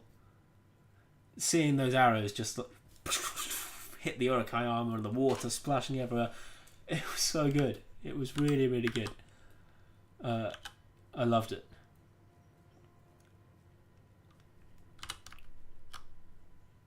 And it also justified the fact that they included character Haldir. Otherwise, it's the same situation as Tom Bombadil. They bring in a guy that, does something for them, but then leaves. But Haldir was brought in, and then he came back in the end and had because of course he was distrusting at the beginning of helping these outsiders, and then in the end when he dies, unfortunately, which of course is non-canonical, he doesn't die in the books, but when he dies, that's a redemption. He comes to help the men which he was suspicious of at first. In the books though, they have the Grey Company help them, don't they? Aragorn's rangers from up north, which is cool. Arguably the Battle of Minas Tirith was really cool in the books. That was cool, with the Swan Knights riding out, and then Aragorn, who went down to Lynn here and used the army of the dead there, not at the Battle of the Pelennor Fields. Killed the Haradrim there and brought up Angbor and all his men from the south, and came to the rescue that way. I thought that would have been so cool to have, but again, like you say, what we got in the film was just as good.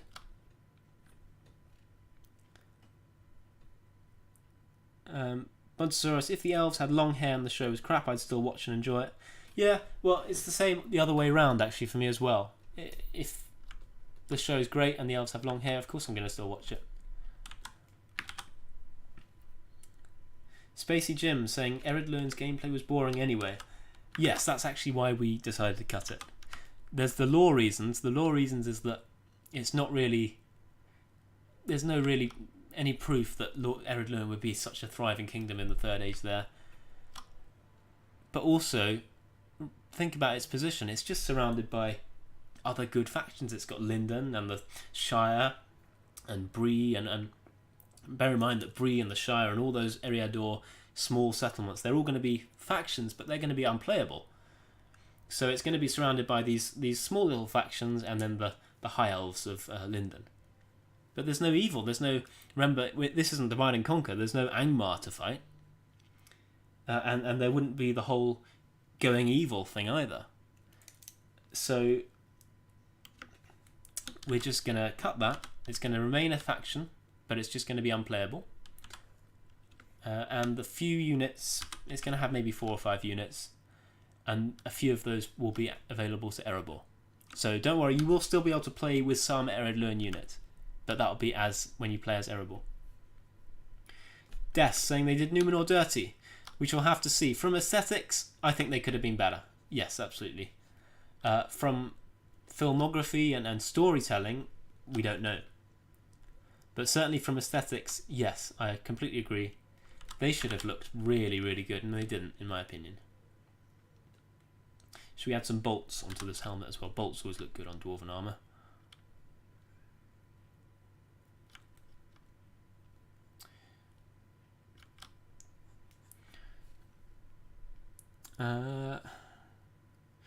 Miller saying it's because the show isn't made for the fans. I disagree in some regards, because it's, well, obviously the primary reason for the show is they want to make money. Yes, absolutely. No one's arguing with that. But if you can't win over the fans, you're not going to make any money. And that's the £1 billion budget gone to waste. So I think in some regards they are trying to keep the fans. And if you look at I was looking at the Comic-Con panels today, watching them, and the showrunners and the cast, most of the cast are really big fans. Like the cast really, really loved their characters, and the showrunners, again, the guy started spouting Elvish, which, you know, I can't speak Elvish. You've got to be a fan to learn Elvish, right? Sindarin. So I respect, after watching that, I respect it more. And again, I'd like to clarify, I'm not an Amazon supporter per se. I'm just opening, keeping an open mind until we see things.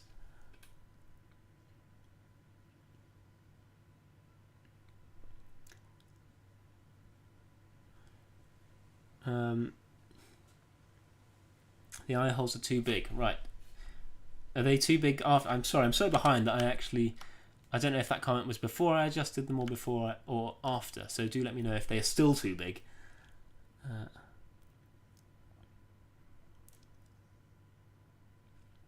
I can't read your name, but I don't appreciate any jokes about BLM on our channel, please. Thank you. Cedric saying, how do you guys find the elves' flashback armor? It looks so cheap, especially the helmets. Is that the that battle where, is it Finrod, Galadriel's brother? Well, since it's been revealed that Weta didn't work on the armor design, I can more freely, I guess, say that it looks a little bit cheap. The metal doesn't quite look like metal, and whoever made them may lack experience. But then again, it might also be budget, and it might be time and pressure.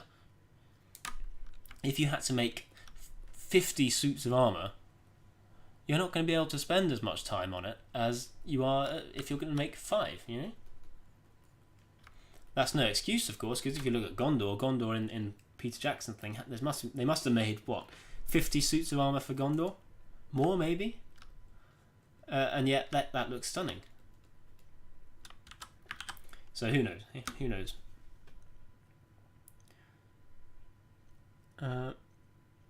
The helmets especially don't look very elven to me in that flashback. I would have liked to have seen more sort of elegant shapes, and the armour as well. It's very fluted, the armour, which is nice. It's very gothic, but I would have liked to have seen that very sort of floral look the elves have. In Peter Jackson's film, their helmets are covered in these cool little swirls, and the cheeks have these swirls, and that thing on top of their helmet is very, very unique, and it looks. The elves in this look plain. They look like. I thought the elves in the flashback were Numenorians, and actually, as Numenorians, that armor would look really good. I think it would look better than what they have for the Numenorians. That sort of gold fluted plate, really majestic looking. It looks simple, but it would work for Numenorians. But I don't think it works for elves. But yeah, we shall see. Again, I can look past that if it's good. Cass saying, I think a lot of people would have been disappointed with Numenor regardless. Some people expected Gondor 2.0, while others expected Bronze Age stuff, while others expected something else entirely. And yet, you can't please everyone with something like this, can you? You can't ever do that. I'd like your input on this. What should I put on his chest? and his pauldrons. He's going to have some kind of decoration on there. But what should I put? Should I put purple gems, or should I put some kind of gold sculpture? Let me know. LTD Elendil's actor seems to know a lot about the lore. Yeah, I like Elendil's actor. He seems cool. Amazon saying that fans are certainly part of the audience, but they want to bring the show to the entire world, as if it wasn't already a worldwide series. Well, yeah, that's always the idea with stuff like this, and Lord of the Rings did that very much so back in 2001. Lord of the Rings before that was just a book that people discussed, but it wasn't widespread in the sense that everyone knew about it. Whereas today, you'd be hard pressed to find someone who doesn't at least know about it. Not necessarily a fan, but you'd be hard to find someone who doesn't know about it. And I'm just getting this because this guy actually doesn't have a shield and a mace. This guy has a hammer, a two-handed hammer. So I'm going to erase all of this, and we're going to put his arms in a downward thing, so he's holding it in two hands. And if you've seen this concept before, yes, it's it's a concept for the tier 3, but I'm just, I'm reusing it to save time, as it was asked earlier. Let's just rub this all out entirely.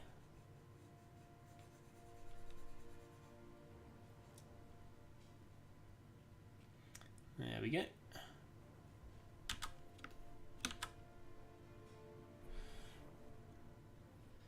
Tan saying, would you consider adding the beautiful costumes and armor used in the series in the game? You were against it because it was in the past ages.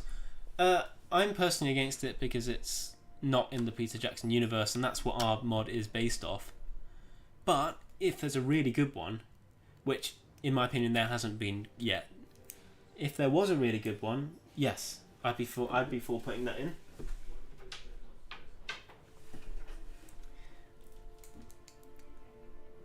And Cassing, believe it or not, a lot of people know barely anything about Lord of the Rings. I had to explain to friend's dad what the Balrog is the other day, and he's seen the films multiple times. Yeah, the film audience isn't. You can't expect them to be lore experts. You can't expect them to be experts of anything, But that's fine.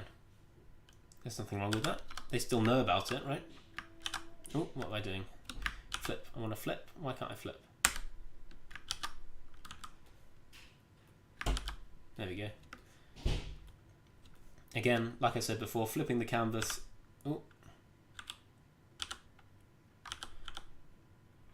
Sorry, sometimes I get in a complete mess with what I'm doing. I'm very professional, I know. I'm trying to find the clone stamp tool, which is... No, it's also C. Sorry, I was pressing C and I was getting crop, and that's why it wasn't letting me doing anything. But clone stamp tool, which is really... That's a great tool. You set your point, and it pastes what it's seeing. I just want to get that. I know it's not going to look great, is it? Let's try and find somewhere else. There. I know it doesn't look great, but I'm just getting rid of this shadow that's on the side of the mail.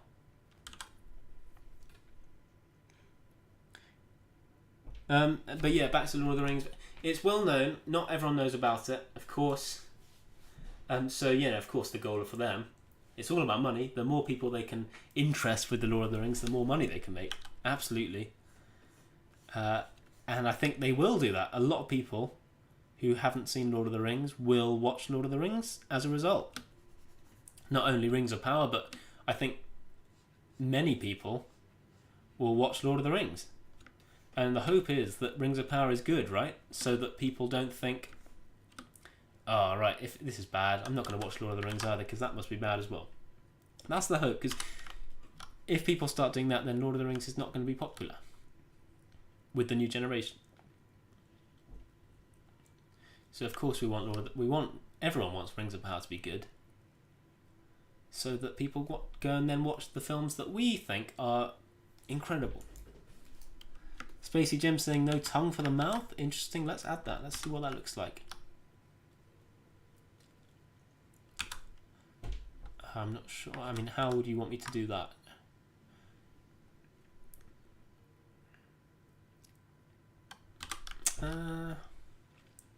I quite like this look because it looks like a Japanese mengu with the samurai mask, which had that weird, you know, that sort of those cheeks and then that weird mouth and the nose. So I don't know why I'm drawing a little one here, but they had that mouth sort of thing, and I quite like this is almost like a dwarven version of that that Japanese historical mengu. So I'm a fan of that personally. He looks angry enough, don't you think?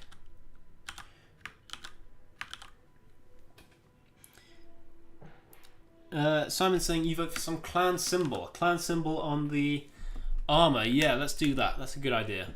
Clan symbols so far. And we've got this sort of thing. I can't remember what it's called. It's inspired by a Norse symbol that I've forgotten the name of. Apologies if you know that. It's inspired, but not directly copied, of course. But it's taken from that, and I feel personally this looks like a ethnic rune combined with the dwarven style we see in the films. That's why I've chosen to use that. And it's Norse, and as we discussed before, Tolkien has a history of stealing from the Norse, doesn't he? Dodgy Kingdom saying perhaps a raven head carved into the pauldron or the chest. Interesting. Okay, we can do that.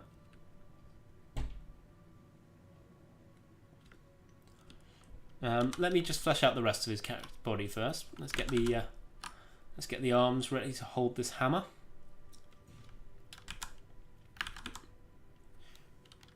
I'm going to move this over, so we're going to shift over our fan brace a little bit, and it's going to actually come out to about here, just so we can get that angle right, and then he's going to have his hand like that.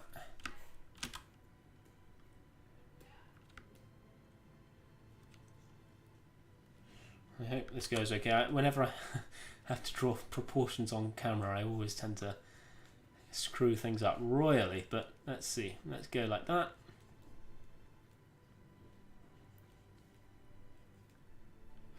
I'm going to do this on a new layer, just so that if I screw it up, I can always rub it out and not affect the stuff below it. Always do this. I'm terrible at layer use, but I do recommend using layers. That's the blue feathers. I think we decided against them, didn't we? Cass saying a little upturn. That little upturn on the lower lips look fantastic. Thank you. Amazing how much it changes the overall look. Yes, it does make him look a lot more angry. And the dwarven masks in the lore were said to be, you know, terrifying to look upon. So I think hopefully that goes a little more. Of course, Tolkien's exaggerating, but I think that essentially, yeah, goes a little more in favour of that. Remember, if we can get 250 likes on this, we will reveal Ulta's most recent unit that he's been working on, and it is incredible, trust me. Well, I'm going to say, because we haven't had, we sometimes have a lot more people on the stream, so I'm going to say 200 likes. If we can get to 200, you will see it today. If not, you might have to wait a week or so. And I hate to like bait you. This is a classic YouTube thing to do, isn't it? I'm not a YouTuber. I don't like doing that, but I have to do that because, of course, we want. The idea is we want more people to see our content, right? We want people to be interested in Rise of Mordor or the Dawnless Days. Sorry, I need to get used to saying the Dawnless Days. We want more people to see it. That's the only reason why we push this stuff. But then also you get the benefit of seeing Ulta's new unit.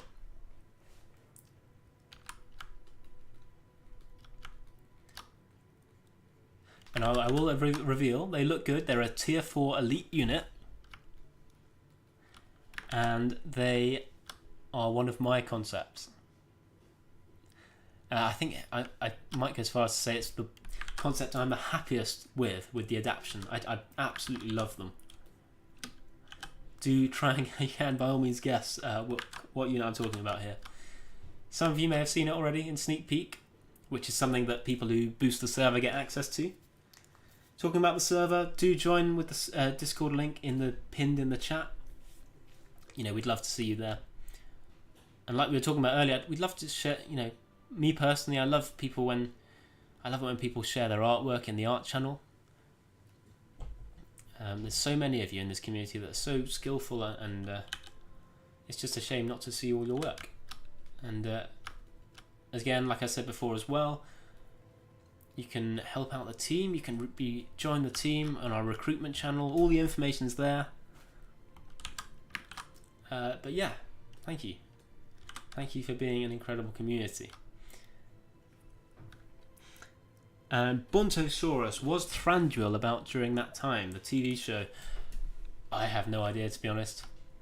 No idea. I'm gonna say no, because his father, Orifer, I think it was.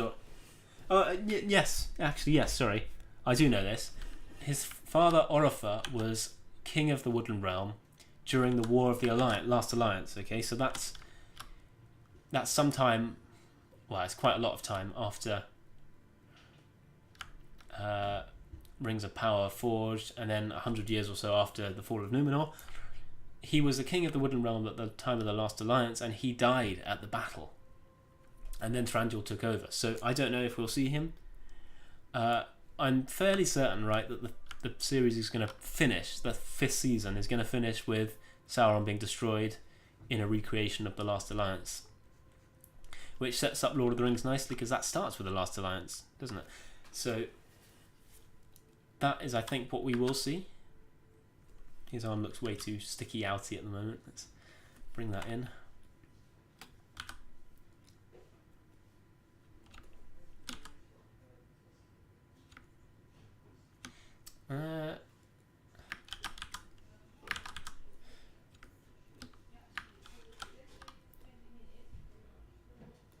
He does look a bit funky, doesn't he? Gosh. That arm is sticking out way too much. Let's bring that in.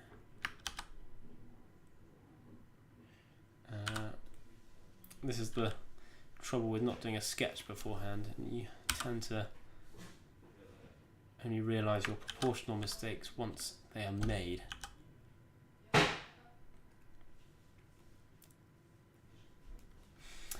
Anyway, back to the comments. Simon saying there is a very talented artist that made the art of the 7 clans. That's the Dwarven clans, yeah. Artigas, yes, I know his work. I mean, in fact, it did inspire some of our Oricani look, and it's inspired Frusti, who is the modeller for our dwarves. Yes, very much so. I love his work.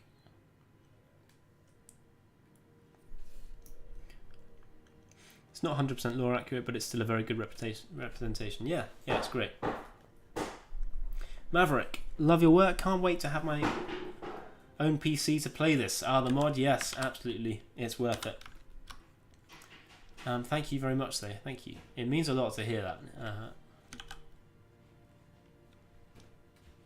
I say this a lot, of course. I sound like a broken record, but to have your support as a community is what keeps us going. That is the heartbeat of the modding scene.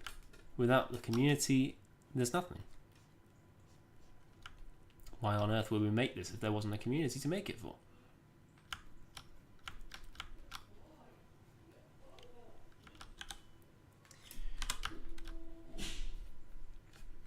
And Simon's saying, damn, now looking at your concept art and Artigas, the black clocks you both had are literally the same idea. I think it may have been the black clocks that we took inspiration from Artigas. Yeah, and there's the beard. It's a very Babylonian look. We both went with that Babylonian influence, I think. I can't remember what they look like off the top of my head. But yeah, I think you're right there. I think you are right. Oh, and I finally caught up with the comments. That is incredible. That's only taken me, what, 1 3/4 hours to catch up with the chat? Incredible. I'm a professional, of course.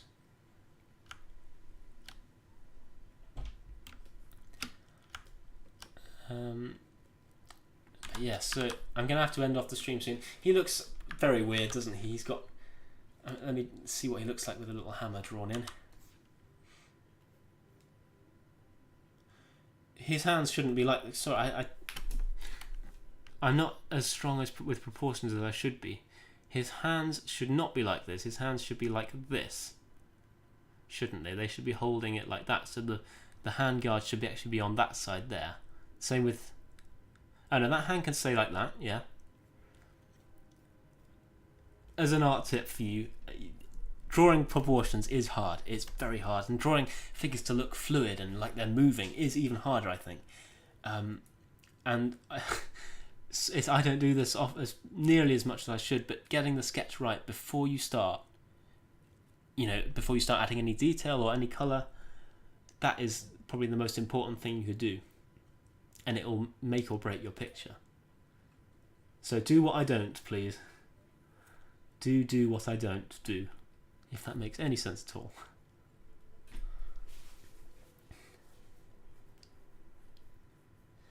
And yes, like I say, I'm going to have to round off soon, but it's been really, really fun to chat about this. It's a controversial topic. Some of it is not, there hasn't been some... It hasn't all been civil, the discussions I've had or I've seen with people. A lot of people are very critical. But I mean, the whole law thing, it's not going to be stuck to. The fact that the main reason I see people criticising is because of the law. And it's not going to be like the law. But that is, I don't understand why they expect to have the law so accurate. That is my biggest thing that I don't understand about them.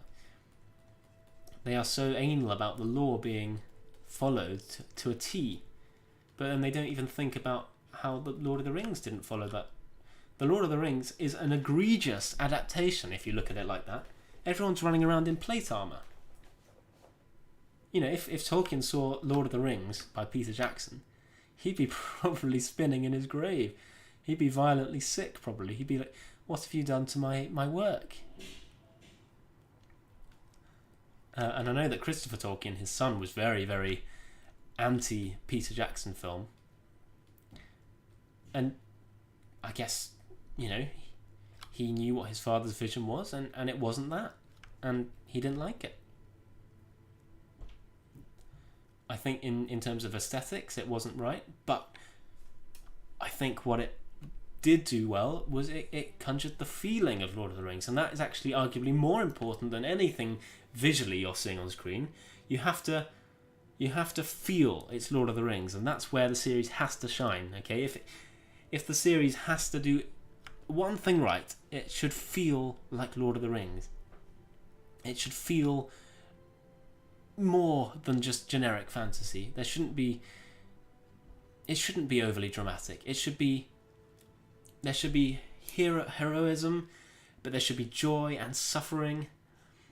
It's a tragic story, the downfall of Numenor. Really, it's a tragic epic, if you will, And I really hope they get that right. And the thing about feeling like Lord of the Rings, that is not something I can even put to words. I don't know how you make something feel like Lord of the Rings exactly, right? It's just something that happens. Something either feels like Lord of the Rings or not. And that's what the showrunners said about the casting choices when they were casting people. They said, did the actor feel like they were in Lord of the Rings? And if they didn't, it didn't matter how good your performance was, you didn't get the part. Which is, again, I'm still not fully made up on what... my mind is not fully made up on what the showrunners truly think, or truly are like. But at the moment, I'm leaning on the fact that they are truly fans themselves. Okay, so I don't know. And I know I'm just going on. I'm not even talking to you. Oh, I'm reading your comments. I mean, I'm just I'm just having a big old rant myself. And again, I've said this many times. I'm no Amazon supporter. I'm just being open-minded. I think a lot of people are too close-minded. Anyway, back to comments. Anonymous Sicarius. Proportions. Who needs proportions when one is drawing Lovecraftian horror? Well said. But no, from an artistic development point of view, I wish I could draw proportions better. And the simple, very, very simple answer to that is to practice. The more you practice, the better you'll get.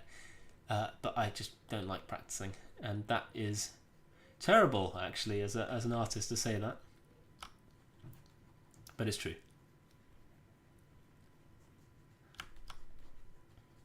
Very hypocritical when it comes to artistic advice. I'll tell you one thing and do the other. Let's get the other side of that fan brace poking through. Or we could give him slightly different armor. Because this is obviously the tier 3 armor, so this is the main line. Let me just check. Oh, let's double check the Trello. By the way, anyone who doesn't know what this is, the Rise of Mordor Trello is where we store all our factions, unit cards, concepts, and rosters. What are we looking for? Oricani. Here's the Blacklock and Stonefoot icon. Here's the Iron Fist and Stiffbeard icon. And what armor class are they? Heavy Lamellar Bronze. And the Blacklock Warriors are... Okay, they do have the same armor class as the tier 3.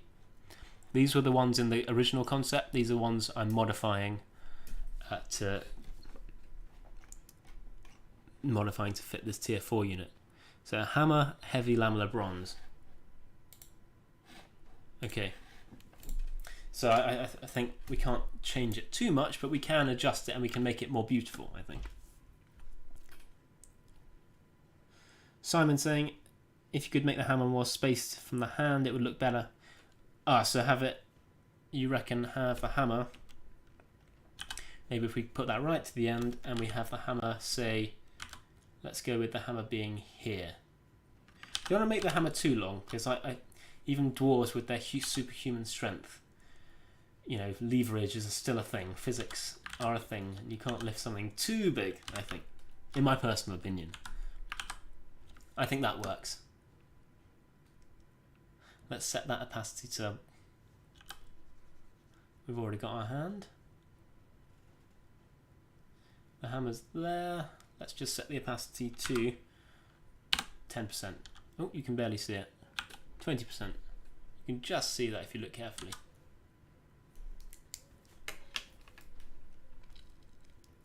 Matt Henley, hello. Well, no, Matt Henley, sorry, Matt Haley. Matt Henley is one of our 2D artists. Matt Haley is one of our big fans. I do get your names confused, and I am terribly sorry. Hey, beautiful work. Thank you, Matt. Matt saying, my issue with the lore stuff is you change something. If you change something that isn't necessary. Oh, is if you change something that isn't necessary. Right, I get you. Yeah. Cut Tommy B because it would bog down the narrative. Yeah, so the cuts in Lord of the Rings generally were to aid the narrative, help it move faster, help it be more understanding for a wider audience. If you had Tom Bombadil in the Lord of the Rings films, a lot of people would be very confused what he was doing there. Remember, the books get a whole chapter to develop him in the House of Tom Bombadil as the chapter, to develop his character, and yet the films would maybe have 10 minutes, maximum, 15 minutes at a push. People wouldn't know what he is. What is he doing there? What's he? Is he going to come back later in the story? And when he doesn't, they're going to wonder, why didn't he come back? He's really powerful. So that's why I think it's a good decision to cut him. To be honest, even the books, he doesn't really make sense as a character. And maybe Tolkien didn't want him to make sense. Maybe Tolkien actually found it quite funny to have a character that no one really knew what his purpose was. But yeah, who knows about what they'll change in this. We know for certain they're going to change the timelines. They're going to compress thousands of years into the space of a human lifetime. Or a Numenorian lifetime, potentially.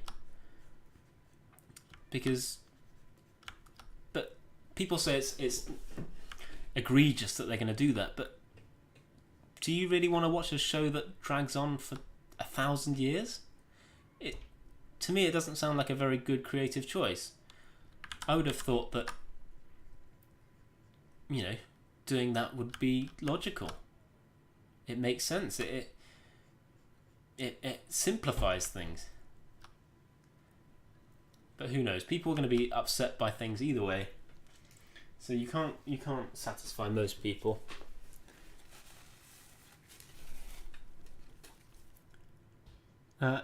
Anonymous Sicario saying Peter Jackson's work would anger Tolkien, but Amazon's work would give him a heart attack. Because Peter Jackson diverted mainly in aesthetics and some character points, Amazon is going out its way to counteract lore.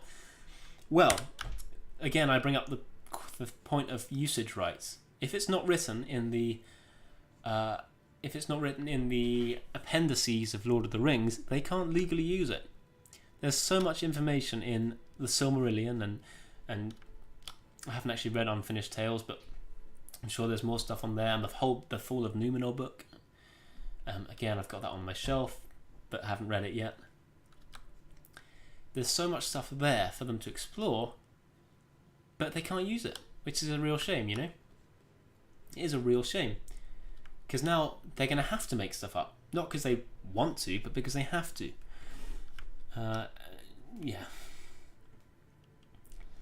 My thoughts are, it's a shame, but I understand. Because, I've worked in the film industry briefly, and I work as a concept artist. So if you're in that industry, you understand that a lot of things are out of necessity, not out of what people want. It's quite rare for, which is why Rise of Mordor, or this mod is so good, is people often get what they want.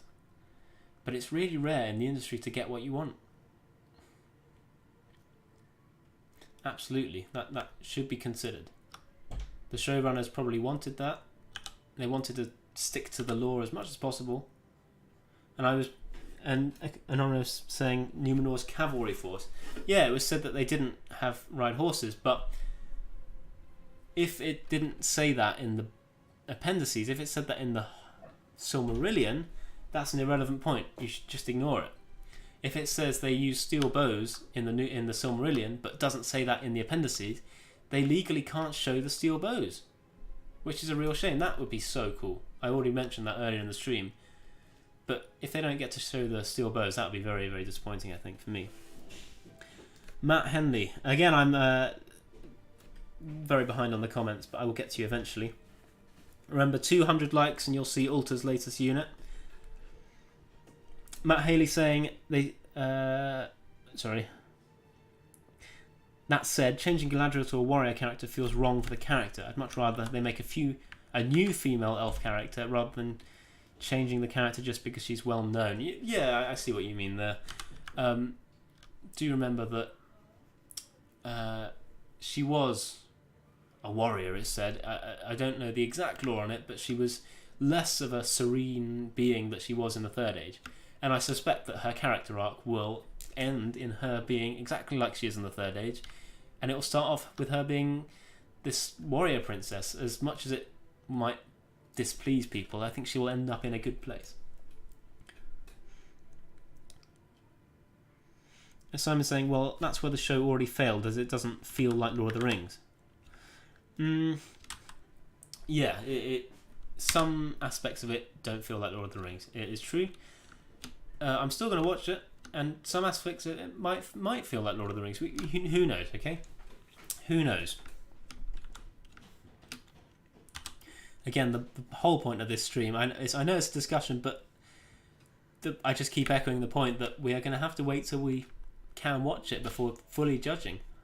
Otherwise, it's just, it's speculation, isn't it?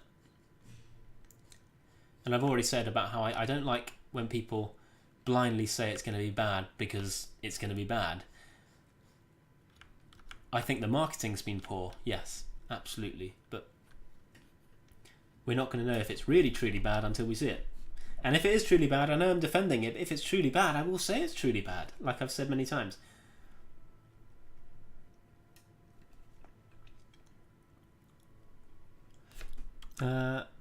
Tan saying it would be a nice gesture if they stuck Tom Bombadil somewhere in the TV show. It would be fun if he helped the Hobbits or something. You know what? That's a really nice idea. That would be great to see. A TV show is longer. You have so much more room to adapt it, and of course Tom Bombadil is only mentioned in Lord of the Rings, and they have the rights to Lord of the Rings, so they could use that, and there's that whole chapter described. They can recreate him as faithful to the lore as possible, because all that information's in Lord of the Rings, and they have the rights to that. And helping the hobbits, that would be something he'd do, isn't it? And then, yeah, that would be a great thing. That would please the lore people. Although then they'd find some other reason why Tom Bombadil wasn't meant to help them or something. Who knows? Who knows?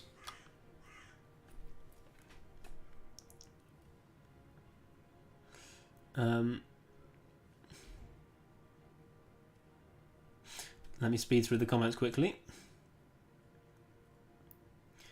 Miller saying, I like how it looks very Byzantine. Thank you. Yeah, we went for a Persian Byzantine look, and also inspired by the Artigas art as mentioned earlier. Mortimer Madison saying, will Ered Luin still get units? Ered Luin will not be a playable faction, but it will get around 5 or so units, but the units will be available if you play as Erebor. There'll be a script as Erebor where you can train units from Ered Luin, Gundabad, Khazad-dûm and Dane's Halls, and of course the Iron Hills. So Erebor is going to be a very diverse roster. You're going to have a lot of options there.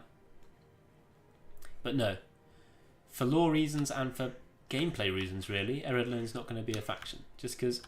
a playable faction. It's going to be a faction, yes. But because it's just surrounded by allies. So it would just make for really rubbish gameplay if you think about it.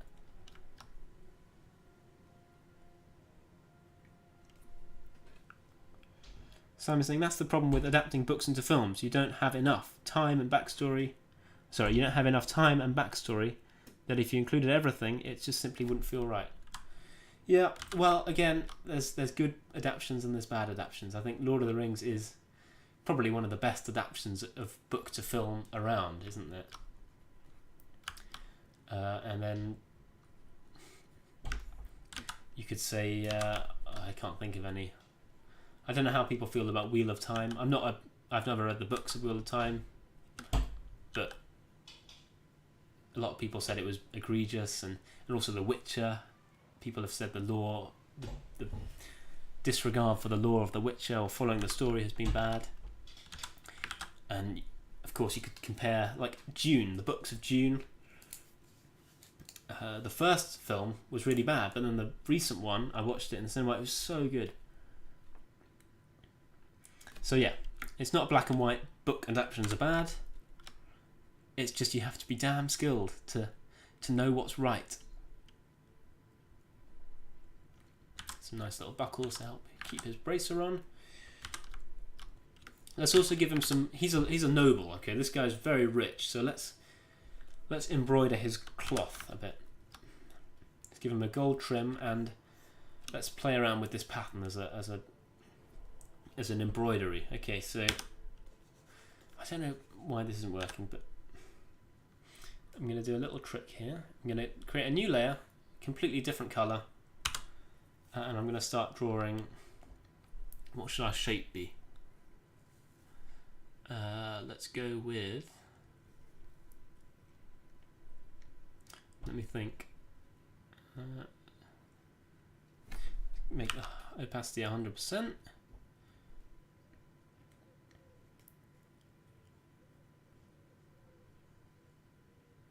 See if we were to do something like this.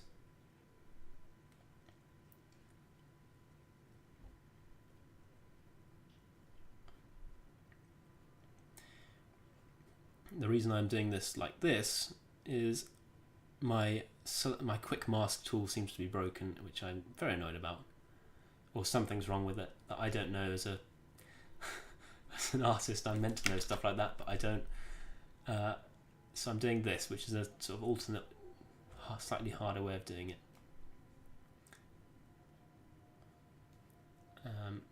Let me know if you think this pattern's awful, by the way. We're just going to try and copy their clan symbol a bit onto their fabric. Let me get back to the comments. Wacken saying, you guys still working on Lothlorien? Absolutely. In fact, a lot of the units are done. Sneak peek. Well, not sneak peek, a little hint that most of the units are done. And we're waiting on a few certain things for an update. And I don't want to say soon for an update. I don't know. But there is one coming. Marco saying, epic job you're doing. Looking awesome. Thank you. Ace saying, where are they going to start their starting position? Is this the Oricani dwarves you're talking about? If you're talking about that Oricani, they're going to start east of Rune. They're going to be on the east of the map. We're going to have two Oricani factions. The northern ones are going to be made of the Iron Fists and the Stiffbeards, and those are going to be sort of Erebor sympathizers. They're going to be the quote-unquote good Oricani dwarves. And then, because it was said in a passage of the lore that those dwarves helped Erebor at one point. And then the Blacklocks and the Stonefoots are going to be our quote-unquote evil Oricani dwarves. And they are going to be bordering Rune, so they're the southern ones.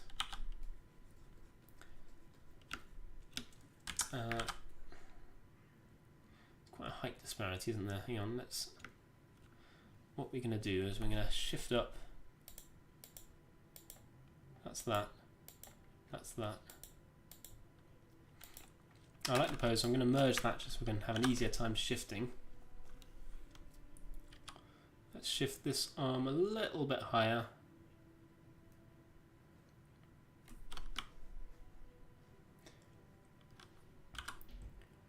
Just so we have a little more proportional thing, because obviously you can see that shoulder's going higher, and therefore that arm should be higher than this one.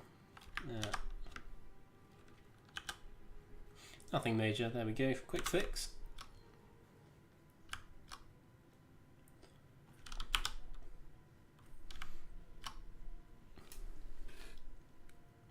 Lucky Storm, this faction can side with the Easterlings. Gold and gold will make a good alliance colour. This faction is leaning towards siding with the Easterlings, yes. But who knows, you know? You can do what... These guys are neutral, both the Oricani factions. So as the evil, quote-unquote, Oricani, you could always attack the Easterlings if you like. And as the good Oricani, you could attack Erebor. You could do whatever you like with these. And I suspect the early stages of the campaign gameplay as one of these two factions is you'll be trying to conquer the other one. You'll be trying to... Because once you conquer them, you get their units. And without getting their units, your roster is incomplete. So, if you don't know that our Blacklocks here, they're the shock and the armor piercing, maces and hammers. The Stonefoots are pikes and halberds. The Iron Fists are spears and spear and I think axe infantry, and then the Stiffbeards are archers.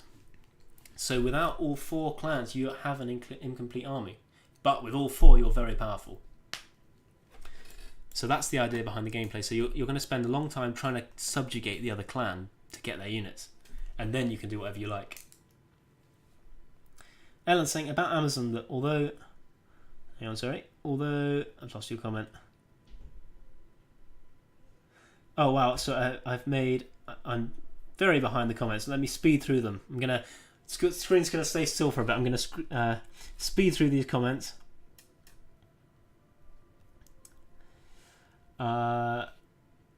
About Amazon, although I have rather negative feelings, I don't like people criticising the series only to say things up, but not giving logical arguments for their opinions. Yeah, agreed. Anonymous saying, I understand the problems of adaptation, but it is A, their fault for buying the rights to a very limited source, ergo setting themselves up for criticism, and B, they are acting like their deviations are backed by the law instead of admitting they had to change things. Yeah, it's true. They should have, had some foresight, but maybe they couldn't get the rights to Silmarillion. I don't know. Yeah, it's always good to be honest, I think, with any marketing approach. That's what we do here on the Dawnless Days.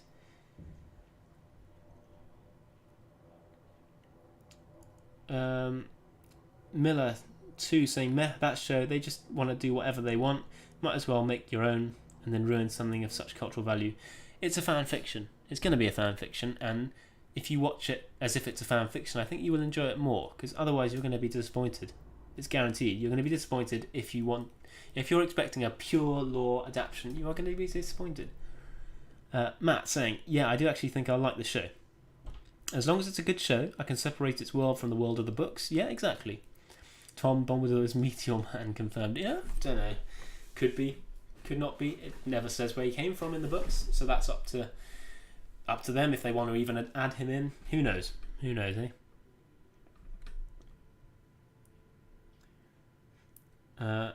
Anonymous is explaining how the Orocani work, which is absolutely. Tan saying, I think even if they want to try something new, they shouldn't spoil the Lord of the Rings atmosphere that we know and love. Well, yeah, the hope is that they keep that Lord of the Rings atmosphere, right? And that they add new stuff and they make their spin on it, but it still feels right. The trailers, some bits of it don't feel right, but who knows? We're going to have to, again, wait till September the 2nd.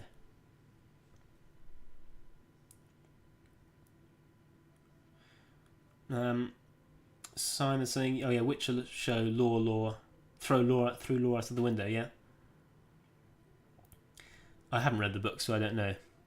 Matt saying, could a gemstone in the centre of his belt be good for a noble? Yes, let's do that. That's a great idea. Let's put gems all over him. How about the symbol that under the edit is the one that appears when you flip the image, I believe. Look metal and dwarf as hell. Are you talking about the shield? This symbol here. We can use this. Let's use this.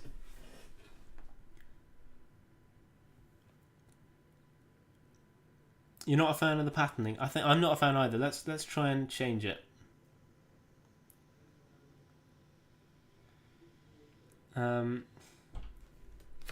Lucky Storm asking, if you play as the faction right now, can you recruit Easterling units? I'm not going to do that. Let's think of a new pattern. I don't know about if you can recruit Easterling units. Maybe if you ally with them, there could be a script where you can. Who knows? Maybe if you conquer them, you can. Who knows? Again, I'm not the person who decides that. Maestro is our lore and campaign planning man. So any questions on that, do ask in the Discord and he will get back to you.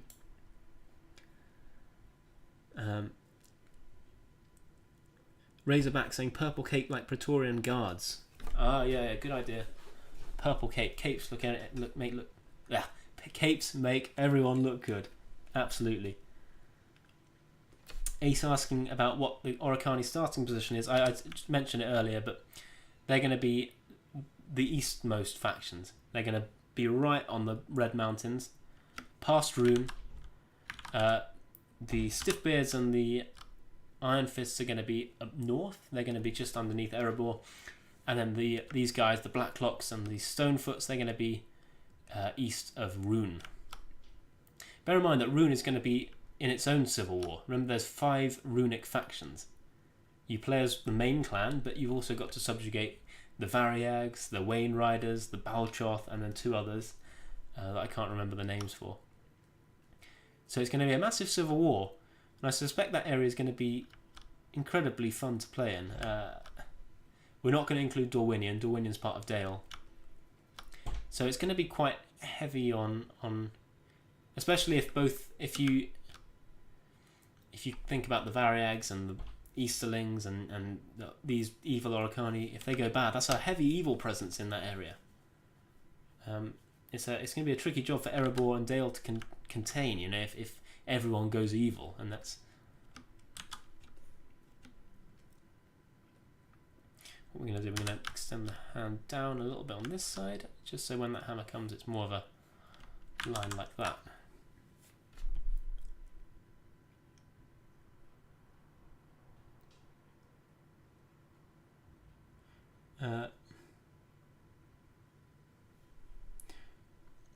What are we saying? What's people saying? Sorry.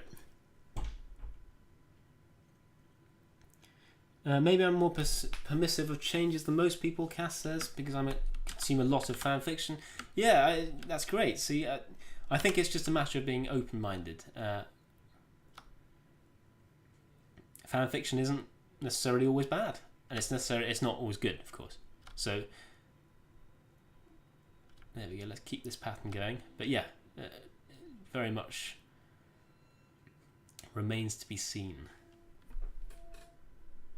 Which got truly terrible treatment. Yeah, I don't know. I like the show, but I've never read the book, so maybe that's why I like the show so much.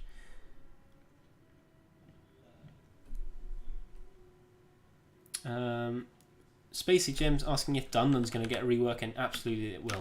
Absolutely. The current Dundan roster is actually made of vanilla units, vanilla assets. So yes, eventually we will get round to that.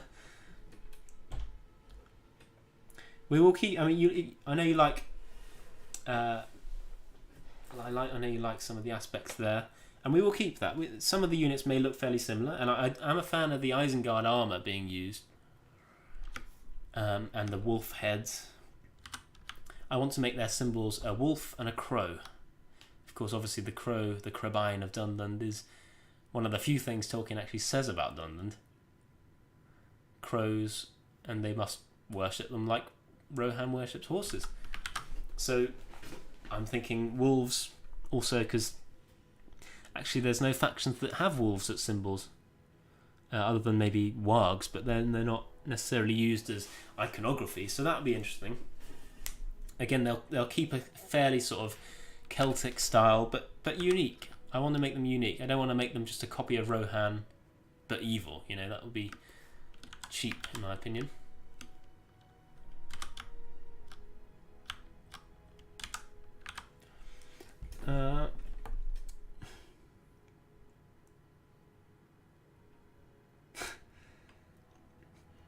Maybe instead of a full cape, you could differentiate these guys with a half cape, kind of like Boba Fett. That's a good idea. Or a sash. How about that? Or some kind of hanging cape on one side. That could be interesting. Yeah. Lucky Storm saying Blacklock and Stonefoot is two different factions. No, there's two factions. Blacklocks and Stonefoots are one faction. They're sort of like an alliance. And the other two are the other faction. And I've just noticed the music stopped, and unfortunately that's a good time to stop. I'm going to whiz through the last few comments. Anonymous is clearing that up here. Simon, now that you have to brush or the zoom, but if you click the arrow down, you might find it and understand what I mean. I'm slightly confused. When the symbol appeared, you flick the image 180 degrees under the edit button. Edit. Top left of the program.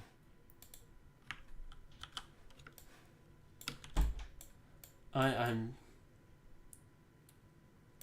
Do you mean the magnifying glass? I'm a little bit confused what you meant by that. Their iconography, as far as I've created it, is this Norse symbol here. Other than that, I haven't actually created anything for them. But yeah, I will hopefully do something that people like, and I may have time to stream again soon sometime as well, and I could continue this guy. But yeah, it has been a great stream. I'm going to wind down now. I'm going to stop for now, but I won't work on this guy off camera. I will keep going, maybe in another stream with him, because it is very fun to work with you. And I know I work slightly slower, but because I'm having to read the comments. But I think it's nicer that I'm getting to talk to you, and I'm sure you can appreciate that and take a bit of slow working. But yeah, that's everything for me today. Thanks for all your opinions on the Rings of Power. We didn't manage to get the 200 likes. Very disappointing. You're going to have to wait a few days to see Alta's unit, which is a shame. A little hint, if you go over to his art station, you will find it. No other clues there, but yeah, it's great. Thanks for all your views on the Rings of Power. And I'll see you again soon. Thank you very much.